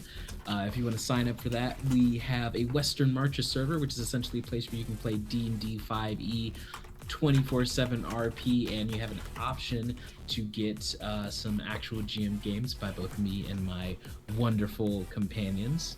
On Tuesdays, I am joined by two of these lovely members of the cast over on Madame Gandalf's channel at the Green Dragon Tavern, where we play Cult, and I play a prissy celebrity that I am going to enjoy seeing descend into madness. Also on Tuesday, and I actually had heart palpitations when I realized this, but on Tuesday, Crimson Spires, a game that I am in by Woodsy Studios, releases on Steam. So if you ever wanted to play a visual novel where I am a vampiric dating option and also another huge snob, I have a type, go check that out on Steam. And yeah, I think that is it. This was wonderful. I love it. 10 out of 10. I'm triggered every time I see Crimson. Yeah. All right. Moving along to our wonderful game master, Noir. Oh, that's me. Hey, I'm Noir. It's been a day today. Yeah, and you still have one more thing to do, don't you? Man, ain't it been a day? I might tap out. I'm tired. Very fair. Super fair. Shit. Free. I've done this so many times today. I got it. I'm Noir Enigma. You can find me on Twitch and Twitter as Noir Enigma. They say. Tomorrow you can find me in. Oh boy. You got it. Take it in for a landing. I've got Plane. the name here. Plane. Okay, I got this. We've got deep No. fuck Song. magic Song. song Of the. deep Gotcha. of the deep song First of try. the deep. On Monday you can find me on every Encounter Roll. Getting there. It's song of We're the working deep. our way through it, folks. We're working our way We'll through get it. We'll get it eventually. On Do you want me to do Tuesday the promo can- for you? I got this. I'm good. I'm gonna use my magic to reverse this a little bit. Hold on. Hi everybody, I'm Noir Enigma. You can find me on Twitch and Twitter as Noir Enigma. On Monday, you can find me on Encounter Roleplay for our season premiere of Song of the Deep. On Tuesday, you can find me on the LFM network at 4 p.m. Eastern Time, where I'm in Degrees of Madness. It's me, Love Lydia, and the Perception Studio team. That's right, me and some puppet friends playing Call of Cthulhu, which is going to be a great time. Afterwards, you can find me on Tuesday playing with these lovely people on Madame Gandalf's channel, where we have a spooky game of Cult. It's going to be a great time. On Wednesday, you can find me on TPK Roleplay, where I'm in a Curse of Strahd game. It's going to be great. Thursday, I might sleep. And then Friday, you can find me on Chromatic Chimera, where I play a Zyhander game called Bloody Portrait. It's a bloody good time. And then on Saturday, you can find me right back here with this one. Hold on, wait for it to catch up. Other way. Point the other direction. You're pointing the top Okay, part. there There you we go. There we go. There we go. You can find me with this one. In the morning, playing. Nope. Rewind it. Doing shit.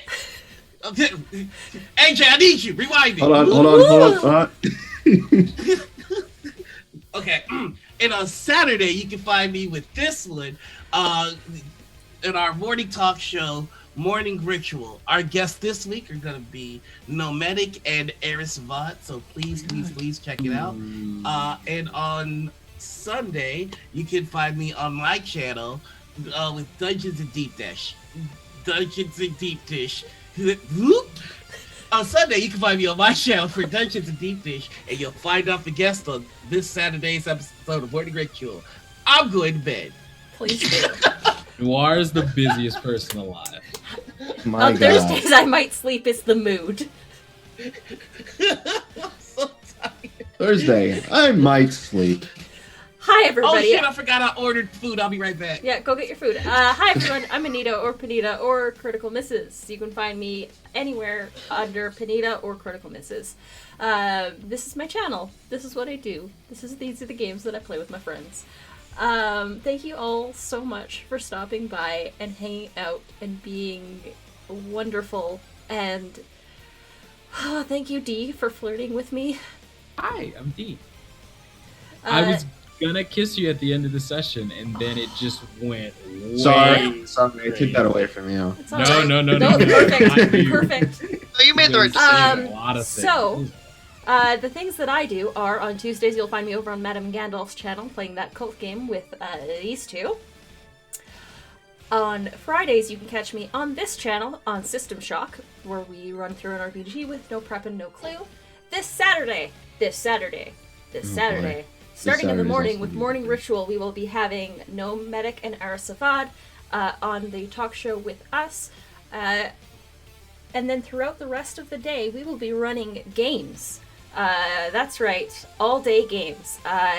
Starting with D, it's the Riddler, is going to be running a Call of Cthulhu game. Then Noir, over here, is going to be running a Urban Shadows game. And then Jamie, who's not on screen but is in the chat, right there. Jamie the Jedi is going to be running a Kids on Bikes game, and I will be running from like midnight to the witching hour. I'll be running a kind of spooky, scary space game. We'll see how it goes. We, there you're gonna are- be weird on that Call of Cthulhu game, yo. It's going to be real weird. It's gonna be weird. I'm going to be really weird when I run a space game, and I've been in games all day. Yeah. So God bless. we'll see how she goes. That is all for this episode. Do we have a sign off? Is that a thing that we have? Is that a thing that we do? I think last time did we say until See next you later. issue? Until the Triple. next issues? Oh, until next. Yes. next Until Until the next issue. Okay, well, until the next issue. We will see you all again until the next issue. Bye, Bye, everybody. folks. Bye. I love the people.